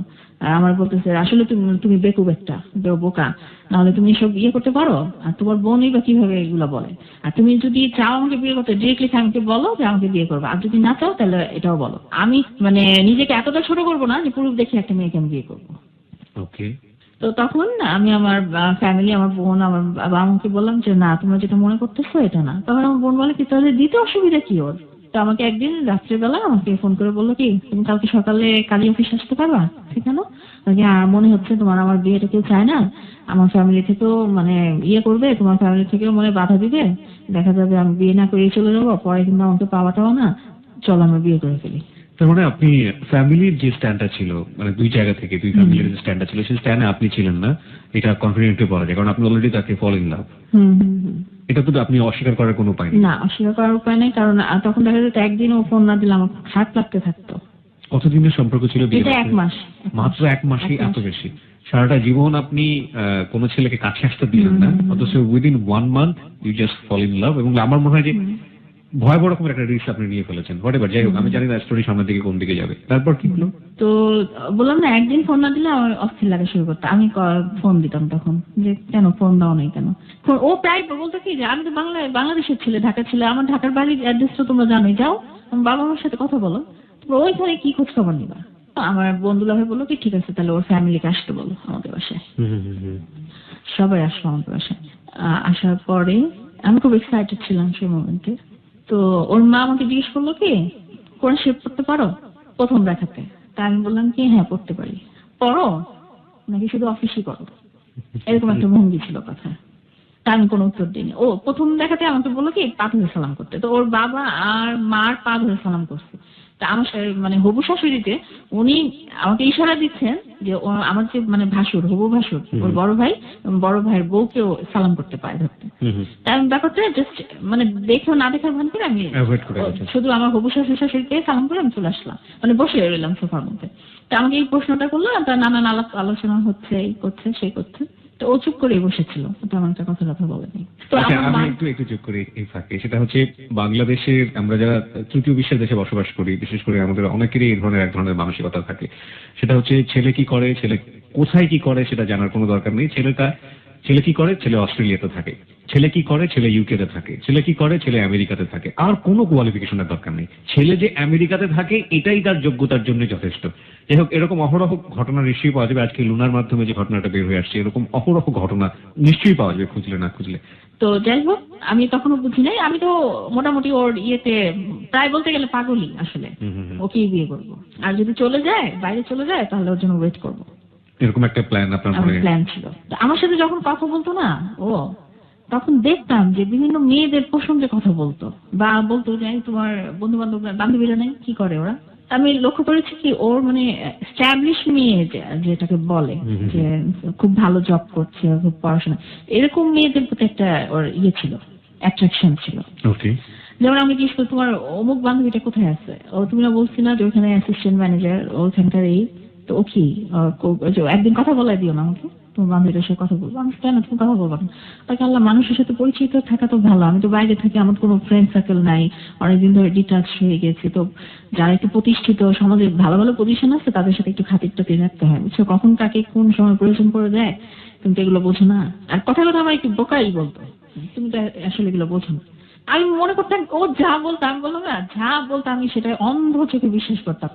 ইভেন ও এমন একটা সিচুয়েশন করলো যখন ও বুঝতে পারলো যে আমার বোন এবং আমার দুলাভাই যদি এই বিয়েতে বাধা দেয় তাহলে বিয়েটা হবে না, ও করলো কি আমাকে এমন ভাবে মেন্টালি করতে লাগলো যে তোমার বোন এবং তোমার দুলাভাই তোমার শত্রু, আমি তোমার দুলাভাইয়ের চেয়ে বেশি কোয়ালিফাইড, তো এই জন্য তোমার দুলাভাই করছে কি মানে আমাকে বাদ দিতে চাচ্ছে, যাতে আমি তো ওনার চেয়ে বেশি কোয়ালিফাইড, এই জন্য উনি হিংসা করছে, জেলাস, উনি কিন্তু তোমার সাথে আমার বিয়েটা হতে দিবে না। তো তুমি কিন্তু ওনার কথা শুনবা না, শুনলে কিন্তু তুমি মানে সব শেষ, তুমি কিছুই পাবা না লাইফে। দেখলাম যে আমার ফ্যামিলি মেম্বারের প্রতি সে আমার বিষিয়ে তুলছে আমার মনটাকে। জি। তোমার বোনও জেলাস, তুমি তো চেনো না তোমার বোনকে, বোনরাও কিন্তু জেলাস করে, কার হাজবেন্ড ভালো কার হাজবেন্ড একটু খারাপ, তোমার বোনও কিন্তু চাচ্ছে তোমাকে মানে একটু লোয়ার কোয়ালিফাইড ছেলের কাছে বিয়ে দিতে। তুমি এত মানে আমেরিকায় যাবা, এত ভালো ছেলে বিয়ে করবা, ইঞ্জিনিয়ার ছেলে, এটা চাচ্ছেই না কোনোভাবে তারা, এরকম বোঝাতো। তবে আমি একটা জিনিস তাকে বললাম যে আমি যদি বিয়ে করি আমার বাবা মার সম্মতিতে করবো, তোমার বাবা মা আসবে, কিন্তু আমি কোনো দিন কাজী অফিসে গিয়ে বা কোনো কারো অমতে আমি বিয়ে করবো না। তো এর মধ্যে একটা কথা বলি, মানে আমার জীবনের অনেক কিছুই হয়তো বা আমি পাই নাই বা আমি বঞ্চিত হয়েছি, বাট আল্লাহ আমাকে একটা জিনিস আমাকে উপহার দিয়েছেন আমার জীবনে, আমার বন্ধু ভাগ্য খুব ভালো। আমার জীবনে যতগুলো ফ্রেন্ডই আসছে খুব ভালো, তার মধ্যে একজনের কথা যদি আমি এখন মেনশন না করি তাহলে অন্যায় করা হবে, আর আমি তাকে বাদ দিয়ে আসলে জীবনের আমার কোনো গল্পই সম্পূর্ণ হবে না। আমার স্কুলের এক ফ্রেন্ড, আমার বান্ধবী, আমি যে আজকে প্রোগ্রামে এসেছি, আমি কি পড়বো, আমি কিভাবে যাব, রিক্সায় যাব আসবো নাকি সিএনজিতে, সেটাও সে ডিসাইড করে দিয়েছে, সে আমাকে বলেছে। ওকে, হাই, হ্যালো, লিসনারদের পক্ষ থেকে, কথা বন্ধু কিবরিয়ার পক্ষ থেকে আপনার ফ্রেন্ডের জন্য। যখন মানে আমার হাজবেন্ডের সাথে আমার এরকম কথাবার্তা হচ্ছে, হবু হাজবেন্ডের সাথে, ও তখন দেশের বাইরে ছিল, ওরও তখন বিয়ে হয়েছে, সদ্য বিয়ে হয়েছে, মাত্র 2 মাস আগে বিয়ে হয়েছে, ওরা হানিমুনে গিয়েছিল আসলে ওর হাজবেন্ডের সাথে। তো দেশে আসার পরে আমি ওকে বললাম যে দোস্ত, এরকম দোস্ত রাখতাম আর কি, মেয়ে হলো দোস্ত রাখ, যে আমি তো এরকম একটা করে ফেলেছি, আমি অনেক মেন্টালি ওর প্রতি উইক হয়ে গেছি, ইনভলভ হয়ে গেছি, এখন তো এছাড়া উপায় নেই, তোর দায়িত্ব হচ্ছে আমার বাবাকে কনভিন্স করবি, আমার বোনকে কনভিন্স করবি তুই। তো ও বললো কি যে তাহলে আমি কথা বলি না, একটু দেখি না কেমন। তো কথা বললো, তো আমার বান্ধবীটার সাথে কথা বলে না, ও আমার বান্ধবীকেও মোটামুটি ইয়ে করে ফেললো। তো আমার বান্ধবী বললো কি ছেলে ভালো, কথাবার্তা সব দিক দিয়ে ভালো আছে, বাট ও যে একটাই প্রবলেম যে আসলে আমেরিকা অ্যাকচুয়ালি ও কি করেছে এটাই তো অজানা আমাদের। তখন আমি বললাম, মানে তখন আমার মনে হলো কি যে এইসব ঝামেলা যাতে আর কথাটাই না ওঠে, কথাটা উঠলেই তো প্রবলেম, কথাটা যাতে না ওঠে। আমি বললাম যে এখন তোর দায়িত্ব, তুই কি করবি, আর সবচেয়ে বড় কথা আমার বাবা মা ওকে মানে মনে করে যে আমার 2টা মেয়ে না, আমার 3টা মেয়ে, আমরা 2 বোন না, ওকে মানে একটা মেয়ের মতোই মনে করে। তো ও বললে যে আমার বাবা মা বা আমার বোন কনভিন্স হয়ে যাবে, এটা কনফার্ম ছিলাম আমি। আর ও তো বলতেছে, ছেলে তো বলতেছে যে আমার কোনো প্রবলেমই না। তো আমার বান্ধবীটা আমার বাবা মাকে কনভিন্স করে যে যেহেতু ওর আসলে এতদিন কাউকে বলে নাই যে কাউকে পছন্দ, বা সে এখন যেহেতু বলছে এটা ধাক্কা খাবে, ঠিক আছে দিয়ে দেন, বিয়েটা হয়ে যাক, ওরা যখন পছন্দ করতেছে হয়ে যাক। তো আমাদের এপ্রিল মাসের 29 তারিখে বিয়ে হলো। 29 তারিখে বিয়ে হয়ে গেল। কত সাল? 2005। ওকে। ওই 29 এপ্রিলে প্রলয়ঙ্কারী একটা ঝড় হয়েছিল উপকূলীয় অঞ্চলে আমাদের, তো ওই ঝড়টা আমার লাইফে শুরু হলো ওই রাত্রি। তো ও প্রথমে বললো কি যে ঠিক আছে বিয়েটা হবে খুব মানে অর্ডিনারি, মানে ঘরোয়া ভাবে বিয়েটা হবে, মানে যার যেমন কিছুই না, আমি এই বিয়ে করে তোমাকে রেখে মানে আগ যেটাকে বলে আগ যেটা বলে সেটা হবে, তারপর আমি ব্যাক করে বড় করে অনুষ্ঠান করবো, আমরা মিলে একটা বিশেষ ইয়ে করবো, প্রোগ্রাম করবো। আসলে তেমন একটা সময় ছিল না যে ওরকম প্রিপারেশন। তো 29 তারিখে বিয়েটা হলো, বিয়েটা আসলো। ও তার আগে যেটা প্রবলেম করলো, 19 তারিখ সকালবেলা সে যে প্রবলেমটা করলো, দেনমোহরের যে ব্যাপারটা থাকে, তো ওরা বললো কি যে একটা ব্যাপার ক্লিয়ার করে নি, ওর ভাই ফোন করছে, করে বললো একটা ব্যাপার ক্লিয়ার করি, আমরা দেনমোহরে 1 লাখ টাকার বেশি করবো না, কারণ আমার বিয়েতে আমার বাবা 1 লাখ টাকা করেছে, তো আমার ভাই যেহেতু, আমার বাবা বলছে যে 1 লাখ টাকার বেশি করবে না। তো তখন কিন্তু 1 লাখ টাকা হতো না, আসলে 1 লাখ টাকা অনেক আগেই হতো। তা আমার বোনেরই 5 লাখ টাকায় হয়েছিল, তার 2 বছর আগে যে বিয়ে হয়েছে। তা আমার মাকে আমি বললাম এটা, আমার বাবাকে, বাবা বললো যে ওরা যখন বলছে যে ওর বড় ছেলের 1 লাখ হয়েছে দেখে ছোট ছেলে, তা আমিও তো সেটা বলতে পারি, আমার বড় মেয়ের এত টাকায় হয়েছে, আমার ছোট মেয়েটাকে আমি এভাবে দিব। আর ওর সমস্যাটা কি, ওর তো সমস্যা নাই এটা নিয়ে, ও আমেরিকায় থাকে, ওর তো সামর্থ্য আছেই, আর এইরকম আমি ভাববো কেন যেটা হবে না বা ব্রেকআপ হয়ে যেতে পারে। তো ও করলো কি এই ব্যাপারটারে একটা মেজর ইস্যু করে, বিয়ের দিন সকালবেলা, বিয়ে রাত্রে হবে, সে সকালবেলা একটা বিরাট একটা ইয়ে করে ফেললো, গন্ডগোল করে ফেললো। ওর ভাবিরে দিয়ে ফোন করায় আমাকে বললো কি যে তোমরা যদি 1 লাখ টাকায় রাজি না হও তাহলে ও বলছে বিয়েটা ক্যান্সেল করে দিতে। তখন কিন্তু অলরেডি আমার আত্মীয় স্বজন দাওয়াত দেওয়া হয়ে গেছে, রেস্টুরেন্ট বুকিং দেওয়া হয়ে গেছে, শপিং করা শেষ, সব শেষ। আমি বললাম কি ভাবি আপনি এটা কি কথা বললেন, শুধু টাকার জন্য, মানে দেনমোহরের টাকার জন্য বিয়েটা ক্যান্সেল, এটা ও বলেছে? তখন বললো কি হ্যাঁ ও বলছে। তার বললাম ওকে ফোনটা একটু দেন তো, ফোনে আসতে যাচ্ছে না আমার সাথে কথা বলতে যাচ্ছে, আমি তো ওকে একটু ফোনটা দেন তো। তো দেখা গেল 5 মিনিট পরে ও ফোনটা ধরলো, ফোনটা ধরে বলতেছে, আমি বলছি, কি বললা তুমি এটা? বলে কি, না না আমার বাবা হাজি বানার সচ করে আসছে, সে বলে যে দেড় টাকা সুদ করে দিতে হয় বিয়ের দিন রাত্রে, তা আমি এখন এত টাকা পাবো কোথায়? কি জানো, তুমি 1 লাখ টাকায় যদি রাজি না হও তাহলে কিন্তু, মানে দেখলাম খুব একটু রাফ কথা বলছে, মানে একটু মন মেজাজটা খারাপ, যে হবে না বিয়েটা, যাক গন্ডগোল যখন লাগছে লাগুক, দরকার নেই এই সেই। তো তখন তো আমি আসলে হয়ে গেছি, ফেসে গেছি না, আমার বাবা মা সব গেছে। তা আমি তখন বললাম কি, আচ্ছা ঠিক আছে, তোমার কথা বাদ দাও, আমার বাবা মার কথা বাদ দাও, ঠিক আছে 2 লাখ টাকায় তুমি করো, কাবিন করো, রাজি আছো? বলকি হ্যাঁ রাজি আছি, বাট 1 লাখ টাকা কিন্তু আমি দেখাবো, মানে পরিশোধ হয়ে গেছে, এটা কিন্তু আমি দেখাবো কাবিন নামায়। আমি বলছি, তোমার যা ইচ্ছা করো, তুমি আসো, এসে করো। আচ্ছা, তারপরে বিয়ের অনুষ্ঠানে গেলাম, খুব ওদের মানে ক্লোজ আত্মীয় স্বজন কিছু আসলো, আমারও কিছু ক্লোজ আত্মীয় স্বজন, বিয়েটা হলো। হওয়ার পরে যার যার বাসায় চলে গেলাম আমরা। This track was downloaded from FusionBD.com. ও ওর বাসায় চলে গেল, আমি আমার বাসায় চলে আসলাম। কোনো বাসর? না, কিছুই হয়নি, ও চলে গেল ওর বাসায়, আমার বাসায় আমি চলে আসলাম। তো পরে শুনতে ফোন করে পেয়েছিলাম আপনি যে বিয়ের গল্প বললেন, আর আমরা তো একটা বাসর, সুন্দর একটা বাসর রাতের জন্য অপেক্ষা করছিলাম, কিন্তু আপনি তো সবাইকে হতাশ করে দিলেন। ওকে ওকে, আচ্ছা না, ঠিক আছে। পরে আমি জানতে পেরেছি এটা আমার শাশুড়ির কারণে হয়নি, আমার শাশুড়ি চাচ্ছিল না যে আপনাদের কোনো বাসর রাত? বাসর হয়, তো ওনার ইচ্ছা ছিল, ও তখন ছিল কি আমার যে তারিখে বিয়ে হয়েছে তার 1 সপ্তাহ পরেই তার ডেট ছিল চলে যাবার। তো আমার শাশুড়ির ইচ্ছা ছিল নেক্সট টাইম এসে প্রোগ্রাম করে, তারপরে? হ্যাঁ প্রোগ্রাম করে তারপরে ইয়েটা হবে।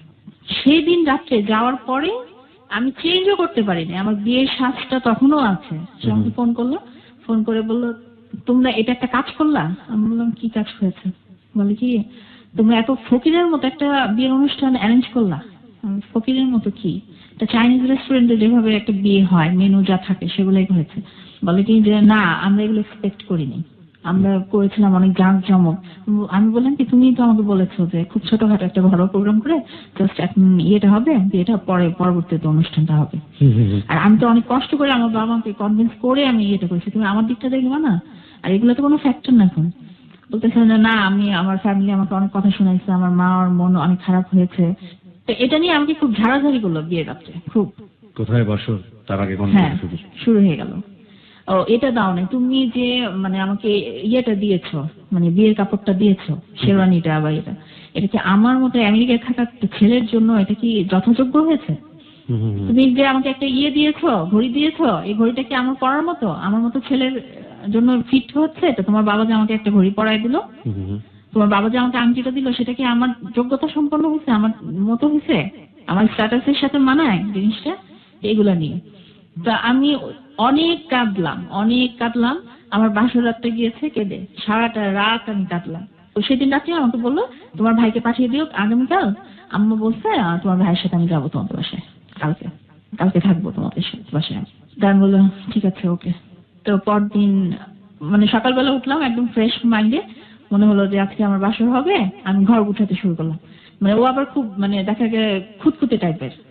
তো আমি ঘর গুছাতে, আমার বেডরুমটা গোছাতে লাগলাম, কি করে তাকে ইমপ্রেস করা যায়, মানে কোন জিনিসটা তার ভালো। আমেরিকায় থাকে, ওর তো আমাদের এই এনভায়রনমেন্টটা পছন্দ না হতে পারে। পুরো ঘর আমি চেঞ্জ করলাম, আমার যে বেডটা থেকে শুরু করে আমার ড্রেসিং টেবিল, আমার পড়ার বইয়ের যে ইয়েটা ছিল, র্যাকটা ছিল, সেটা পর্যন্ত আমি চেঞ্জ করেছি। কার্পেট আনিয়েছি নতুন, কার্পেট আনিয়ে, কারণ ওটা আমাকে আগে বলে নাই, প্রিপারেশন নেওয়া, আগের দিন রাত্রে বিয়ের রাত্রে বলেছে। সব আমি গুছালাম, করলাম। তারপর আমার ভাই বিকেল 4টার সময় গেল, গিয়ে ওকে আনতে গেল, মিষ্টি টিষ্টি নিয়ে গেল। তারপরে আসার পরে নিচে সবাই মিলে ডাইনিং রুমে বসে নাস্তা টাস্তা করলাম, করে আমার বেডরুমে ওকে নিয়ে আসলাম। এসে আমাকে বললো কি, তোমার ভাই কয় কেজি মিষ্টি নিয়ে আমার বাসায় গেছে? প্রথম কথা ছিল এটা। আমি বললাম যে কেন, কয় কেজি দেওয়ার কথা ছিল?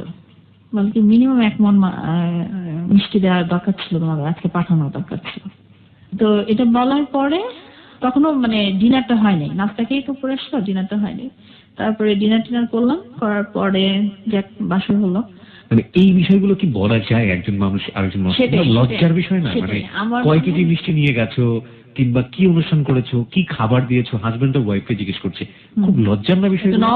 নববিবাহিত মানে ওয়াইফকে, বিয়ের একদিনও হয়নি আসলে। আমাকে এটাও বলেছিল, এই তোমার বন্ধু বান্ধব কাউকে কিন্তু জানাই না বিয়ের খবর, যখন ঘটা করে অনুষ্ঠান করবো একদম তখন সবাইকে দাওয়াত দিবা, ইনভাইট করবো, তখন আসবে, সবাই অবাক হয়ে যাবে, আল্লাহ ওর বিয়ে হয়ে গিয়েছে, এত ভালো একটা ছেলে পেয়েছে, সবাই দেখবো তোমার বাপের বাড়ি জেলাস হয়ে যাবে। ও এট দ্যাট টাইম ওই বিয়ের 1 সপ্তাহ আগে কিন্তু আমার যে বললাম না ফুল টাইম আমি একটা জব খুঁজছিলাম কোন ইউনিভার্সিটিতে, ইন্টারভিউ দিলাম, বললাম 8 জনের মধ্যে আমাকে সিলেক্ট করলো, এবং বিয়ের 1 সপ্তাহ আগে আমাকে ফোন করে জানানো হলো যে আপনার হয়ে গেছে, জব হয়েছে, আপনি হচ্ছে আপনার অ্যাপয়েন্টমেন্ট লেটারটা নিয়ে যান। ইউনিভার্সিটির লেকচারার? হ্যাঁ, লেকচারার। তো ওকে আমি এই কথাটা বললাম, বলার পরে ও বললো কি তোমার ইউনিভার্সিটিতে জয়েন করার দরকার নেই, তুমি যেখানে রিসার্চ করতেছো ওইখানেই থাকো। আমি বলছি না আমি তো ফুল টাইম। বল কি কেন তোমার কি দরকার? আমি বলছি না দরকার নেই, কিন্তু আমার ভালো লাগে টিচিং প্রফেশনটা, আমি পড়াবো, এটা আমার খুব ভালো লাগে। আর রিসার্চে তো ধর অনেক সময় দিতে হয়, রাত 8টা বেজে যায়, অনেক সময় বাসায় ফিরতে ফিরতে একটু টায়ার্ড লাগে আসলে। আর যদি পিএইচডি করতে চাই তুমি তো আসোই, আমি তোমার সাথেই তো যে করতে পারবো ভবিষ্যতে, এটা তো প্রবলেম না। তো ও তখন কিছু বলেনি।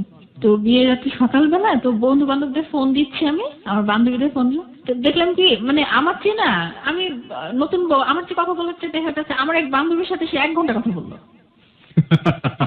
1 ঘন্টা। আমি ওকে রেখে আমি উপরে গেলাম মানে খাবার দাবার রেডি করতে, ইয়ে করতে, দেখি এসে কথাই বলছে। আমি তুমি এখনো কথা বলতেছো? বলি না, বলি না, ভালোই লাগতেছে। 1 ঘন্টা কথা বলবো। আপনার বান্ধবীরও ভালো লাগছিল তার সাথে 1 ঘন্টা? না, আমার বান্ধবী তো জাস্ট একটা মানে কিউরিয়াসিটি থাকে কিন্তু মেয়েদের। মাশাআল্লাহ, সেই কিউরিয়াসিটি 1 ঘন্টা পর্যন্ত। 1 ঘন্টা কথা। ইনফ্যাক্ট জামাইয়ের আগ্রহ প্রথম থেকেই ছিল, একটু হলে বোঝা যায়, এই সুযোগ যেহেতু সে পেয়েছে। হ্যাঁ, কিন্তু আপনার বান্ধবীও তো কম যায় না, মোটামুটি 1 ঘন্টা। না 1 ঘন্টা কি আমার কথা হয়েছে, কিন্তু ওই রিলেটেড, এই যে পড়াশোনা, হায়ার এডুকেশন, জব, আপনি কি করেছেন ভাইয়া আমেরিকায়, কি পড়াশোনা করেছেন, আমাদের কোনো অপরচুনিটি আছে কিনা, আমাদের সাবজেক্টে গেলে আমি পিএইচডি কোথায় করতে পারবো, এই টাইপের কথাবার্তাই হয়েছে এইসব। তো তারপরে ওই দিন রাত্রেবেলা আমাদের বাসা থেকে সন্ধ্যাবেলা আমার মাকে বললো কি আমি ওকে আমাদের বাসায় নিয়ে যাই, আপনার বাসাতে থাকলাম। তো আমার মা বললো কি যে আসলে তো মেয়েদের ওই যে একটা উঠিয়ে নেওয়ার যে একটা ব্যাপার থাকে বিয়ের পরে, তো অনুষ্ঠান তো হলো না তো বাবা, তা আমার তো আত্মীয় স্বজন কেউ জানে না, ওরা জানে সবাই যে বিয়েটা হয়েছে, তুমি পরে এসে অনুষ্ঠান করে, আর অনুষ্ঠান না করে মেয়েকে দিব, এটা কেমন দেখা যায় না। বলে কি না ও তো আমার ঘরের বউ, আমি আমার বউকে যখন ইচ্ছে তখন আমার বাসায় নিয়ে যেতে পারি, এটা তো কোনো প্রবলেম না। তো বললো কি আমার বাবা মার সাথে তোমার শ্বশুর শাশুড়ির সাথে দেখা করে তুমি আবার চলে এসে রাত্রে। আমি যে শাড়িটা পরেছিলাম সেই শাড়িটা পরেই আমি চলে গেছি। তো দেখা গেল কি পরে অনেক রাত হয়ে গেছে, বললো কি না যাওয়ার দরকার নেই, কালকে যেও। এরকম হওয়ার পরে থাকলাম ওই বাসায়। পরের দিন দেখা গেল কি আমি কি পরে গিয়েছি এগুলো খুব ডিসকাস হচ্ছে, মানে আমার গায়ে গয়না কতখানি, হাতে দুটো শুধু চুড়ি ছিল গোল্ডের, আর গলায় একটা চেন ছিল, আর কানে ইমিটেশন পরেই গিয়েছি। তো দেখলাম এগুলো নিয়ে ওরা খুব সমালোচনা করতেছে যে এই দিয়ে মেয়ে বিয়ে দিচ্ছে, এই করছে সে করছে, আড়ালে আবদালে যে কথা হচ্ছে এগুলো আমি শুনতে পাচ্ছিলাম, কানে আসছিল। তো ওইখানে থাকলাম 2 দিন, আমাকে ফেরত দেওয়ার কথা ছিল বাসায়, দিল না, বলে থাকো এখানেই থাকো, আমি তো চলেই যাবো। আর আমাকে ইমোশনালি এটা বলতে কি যে আমি 1 সপ্তাহ পরে চলে যাচ্ছি। তো তখন কিন্তু আমার কষ্টবোধটা খুব বেশি হচ্ছিল যে ও চলে যাবে 1 সপ্তাহ পরে, বিয়ের মাত্র 1 সপ্তাহ পরে চলে যাচ্ছে, খুব কষ্ট পাচ্ছিলাম আমি তখন। তো দেখা যেত কি বিয়ের পর পরে যে ওই যে বাসায় ছিলাম তখনই দেখা যেত আমার শাশুড়ি চাইতো কি আমি রান্নাঘরে যাই। আমি এটা সত্যি কথাই বলবো যে আমি আসলে ঘরকন্যার কাজ আমি পারতাম না, জানতাম না ওভাবে কি করতে হয় না হয়। এই 1 সপ্তাহটা হয়ে গেল 1 মাস, পরে আমি জানতে পারলাম সে এটা মিথ্যা কথা বলেছিল আমাকে। 1 সপ্তাহ 1 মাস মানে সে 1 সপ্তাহ যায়নি? আচ্ছা। সে তার টিকিটটা 3 বার চেঞ্জ করেছে, এয়ারলাইন্সে ফোন করে করে চেঞ্জ করেছে। অথচ আমাকে বলেছে আমি ওইখানে গেলে আমি যদি বেশি দিন এখানে থাকি আমার জব চলে যাবে, এই হবে সেই হবে। আমি তখন মাঝে মাঝে তুমি যে 1 মাস স্টে করলা তোমার প্রবলেম হবে না বাড়ালাতে? বলি না সমস্যা নাই, ফোন করে দিয়েছি। আসলে কিন্তু ও জবলেস, তখন কিছুই করে না এখানে, টোটালি বেকার, ওখানে কিছুই করে না। তা আমি তো জানি না এটা। আর আমি জানি একটা ভালো একটা রেপুটেড একটা ফার্মাসিউটিক্যাল কোম্পানিতে জব করছে ওখানে। আপনি বিয়ের পরে ডকুমেন্টস গুলো পাননি ওরা হাতে? না না, ও কখনোই। ও বলতো আমি তো এগুলো আমেরিকায় রাখছি, এখানে আনবো কোত্থেকে, তোমাকে দেখাবো কোত্থেকে। আমি আর মার বাসায় আসলাম না। আমাকে বলে কি যতদিন আছে আমার কাছে থাকো, বুঝছো, চলে গেলে কিন্তু কান্না করবা। তো বিয়ের 10 দিনের মাথায় আমরা দুজন শুয়ে আছি, টিভি দেখছি। তো হঠাৎ করে ওর মোবাইলে মেসেজ আসলো, ও করলো কি ড্রয়িং রুমে চলে গেল। তো আমি টায়ার্ড ছিলাম নাকি আমার ঘুম এসে গেছে, আমি ঘুমিয়ে পড়েছি টিভিতে দেখতে দেখতে। আমি ভাবছি কোনো বন্ধু বান্ধব ফোন করছে, কথা বলে আসবে। হঠাৎ করে ঘুম ভাঙছে, দেখে আসে না অনেকক্ষণ। তো ঘড়ি দেখলাম, দেখি অনেক রাত হয়ে গেছে।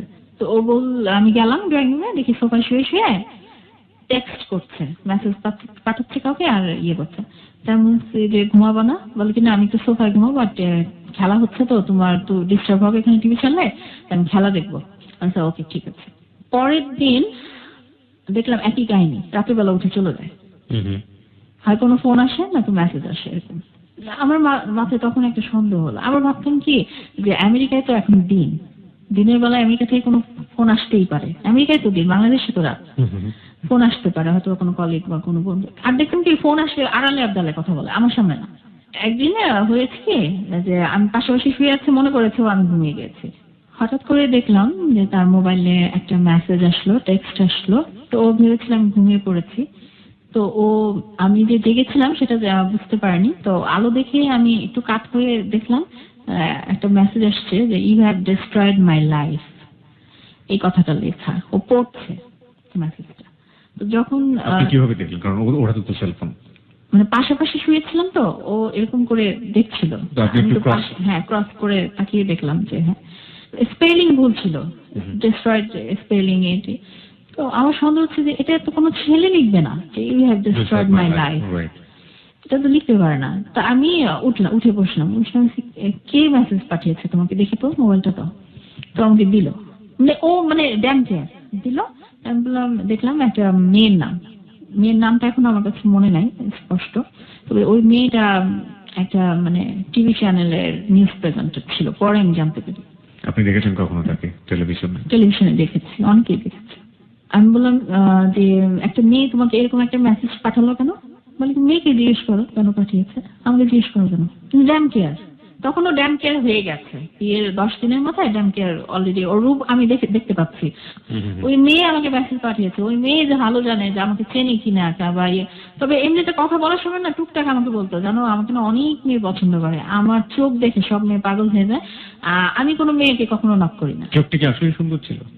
চোখ আমার কাছে তখন হ্যাঁ সুন্দর লাগতো, ভালো লাগতো, যেহেতু আমি ওর মনটাকেই ভালোবেসেছিলাম আসলে। আর তখন আমি প্রচন্ড গভীরভাবে ওকে ভালোবেসে ফেলেছিলাম। তো ও এই কথাগুলো বলতো, আমি হেসে উড়িয়ে দিতাম।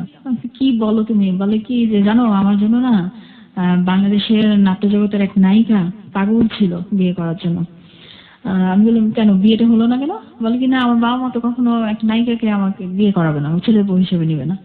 তা আমি বললাম যে তুমি কি এমন যে একদম নায়িকা হলেই কি একদম হয়? আমি সরি, আমি কাউকে ছোট করে বা খাটো করে কোনো কথা বলছি না। আপনি যেটা বলছেন দিস ইজ রিয়েল স্টোরি।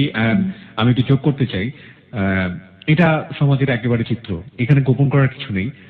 মিডিয়ার জগতের মানুষজন যারা অভিনয় করেন কিংবা যারা তারা তাদের জীবনের আইডল হন, কোনো কোনো সময় তাদের পোশাক আশাককে অনুসরণ করেন, তাদের কথা বলাকে অনুসরণ করেন, তাদের লাইফস্টাইলকে অনুকরণ করেন, কিন্তু তাদেরকে নিয়ে চিন্তা করবেন বা তারা সেই জায়গাটায় ঢুকবেন। যেটা বলছিলেন যে ওই যে মানসিকতাটা আপনার শাশুড়ির, যে আমার মা কি মেনে নেবে যে একজন অভিনয় করে সেরকম একটা মেয়েকে, এই মানসিকতা বাংলাদেশের অনেক মানুষের আছে, অনেক শাশুড়ির আছে, এটাই চিরবাস্তব এবং এটাকে অস্বীকার করার কোনো উপায় নেই। আপনি ছোট করছেন না, অবশ্যই আপনি ছোট করছেন না, কিন্তু এই বাস্তবতাকে অস্বীকার করার কোনো উপায় নেই, এটা সত্যিটা আছে। তো পরে আমি জানতে পেরেছি আসলে ব্যাপারটা হয়েছিল কি, ওর পরিচয় গোপন করে, মানে ও যা না তার চেয়ে অনেক 10 গুণ 100 গুণ বাড়িয়ে বলে সত্যিকার অর্থে একজন মানে মিডিয়া জগতে কাজ করে এরকম একটা মেয়ের সাথে ও ফোনে দীর্ঘদিন কথা বলেছিল, দীর্ঘদিন। এবং আমি এক্সাক্ট জিনিসটা জানি না, এটা নাকি মানে পত্রপত্রিকাতেও অনেক উঠেছিল, স্ক্যান্ডালটা উঠেছিল। আমাকে বলেছিল যে দেখো এখন আমার মাথায় ওসব কিছু নেই, আমি তোমাকে বিয়ে করেছি, তুমি আমার বউ, আমি তোমাকে অনেক ভালোবাসি। তো এই কথাগুলো বলার পরে আমি ওগুলো ঝেড়ে ফেলে দিয়েছি। কিন্তু আমি যে 1 মাস যে বিয়ের পরে ওর বাসায় আমি থাকলাম, এর মধ্যে দেখতাম তাই ফোন আসতো, ও গোপনে আড়ালে কথা বলছে, অমুক মেয়ে ফোন করছে, তমুক মেয়ে। এবং এর মধ্যে যা হয়েছে যে ওর বাসায় কোনো ওর বন্ধু বান্ধব আসতো, আমাকে সামনে প্রেজেন্ট করতো না। ওর ফ্রেন্ড সার্কেল মানে একদম ক্লোজ আত্মীয় বাদে, চাচা মামা খালা এদের বাদে বাইরের যে একটা জগৎ ফ্রেন্ড সার্কেল বা একটু দূরের আত্মীয় স্বজন কেউই জানে না যে ও বিয়ে করেছে, কাউকে ইনফর্ম করে নাই যে সে বিয়ে করেছে। এমনও হয়েছে বিয়ের পরে যে 1 মাসে ওই 1 মাসকালীন সময়ে বাসায় কোনো ফ্রেন্ড এসেছে, আমাকে আগে বলতো কি তুমি একটু আড়ালে যাও তো। আমি বলতাম যে কেন, কি হয়েছে? বলে কি বাসায় গেস্ট আসছে। আমি তো বউ, আমাকে পরিচয় করাই দিবে না, তুমি বিয়ে করছো? বলছি না আমি বলবো না এখন এসব কথা আমি বলবো না যে আমি বিয়ে করেছি। আমি কেন বলবো না? বলতে অনুষ্ঠান যে করিনি, অনুষ্ঠানের সময় তখন বলবে কি বউ তো পুরান করে ফেলছো তোমাকে দেখে ফেললে তো পুরনো হয়ে যাবে, অনুষ্ঠানের সময় তোমাকে আর কেউ করবে না। আমি তো জানতে চাই তোমার বন্ধু বান্ধব কারা, আমি দেখতে চাই তুমি কাদের সাথে মিশছো কি। তখনও আমি বুঝতে পারি না যে ওর বন্ধু বান্ধব থেকে যে আমাকে ডিটাচ করতে চায় তার একমাত্র কারণ ছিল ওর অরিজিনাল পরিচয়টা না আমি জেনে যাই কথা প্রসঙ্গে। এই অরিজিনাল পরিচয়টা আমরা এখন পর্যন্ত জানতে পারিনি এবং সেটার জন্য আমরা অধীর আগ্রহে অপেক্ষা করছি। চলুন সামনের দিকে যাওয়া যায়। তারপর 1 মাস এরকম থাকলাম ওখানে, দেখলাম আমার শাশুড়ি আমার শ্বশুর সবাই মানে যেটাকে বলে মানে মেয়েদের ব্যাপারে খুব কনজারভেটিভ। মেয়ে ছেলের বউ, বাট ছেলেরা যদি বাইরে যা ইচ্ছে তাই করুক সে ব্যাপারে তারা তু শব্দ করবে না। এটা ছেলেদের নেচার আর কি, ছেলেরা করে এরকম, মেয়েরা করতে পারবে না, ছেলের বউ করতে পারবে না। এর মধ্যে আমাকে দেখা গেল আমাকে এই 1 মাস এত মেন্টাল টর্চার সহ্য করতে হয়েছে আমার শাশুড়ির এবং আমার ননদের। আমি রান্না করতে পারি না, এত বড় একটা ঢেঙ্গি মেয়ে, মা কিচ্ছু শেখায় নাই, ভাতটাও রান্না করতে পারে না, এই বউ দিয়ে তো আমাদের কিছু হবে না। যে বউ শ্বশুর শাশুড়ি রান্না করে খাওয়াতে পারবে না সেই বউ দিয়ে আমি কি করব? মানে আমার সামনেই কিন্তু এগুলো হচ্ছে, আমাকে যা ইচ্ছে তাই ভাষায় কথা বলছে। এবং আপনার হাজবেন্ডের কোনো প্রতিবাদ নেই? না, কোনো প্রতিবাদ নেই। আমি কিন্তু ট্রাই করতেছি। আমি যে মানুষটা আমি একটা মানে পানি ঢালে কখনো আমি ভাত খাই নাই, সেই মানুষটা কিন্তু আমি ওকে খুশি করার জন্য যে আমি বিয়েটা হয়ে গেছে, আমি তখন আমি চিন্তা করতে আমার বিয়ে হয়ে গেছে, আমার বিয়েটা ঠিকাতে হবে। আমি রান্না করতে পারতাম না, তারপর আমি রান্না করে যেতাম, এরকম হয়েছে আমার হাত পুড়ে গিয়েছে, আমি পারি নাই। আমি কাঁদতাম বসে বসে তখন যে আমি কেন পারি না, আমার মা কেন আমাকে পড়ালেখা না শিখাইয়া আমাকে কেন এগুলো শিখাইলো না। তখন আমি এগুলো চিন্তা করতাম। আমি ঘর ঝাড়ু দিতাম আর চিন্তা করতাম কি যে আমার মা খুব রং করেছে, মেয়েদের এত পড়াশোনা করানো ঠিক না, খুব অন্যায় কাজ করেছে যে আমাকে এখন শ্বশুর বাড়িতে এসে সবার এত কথা শুনতে হয়, মুখের কথা শুনতে হচ্ছে আমাকে।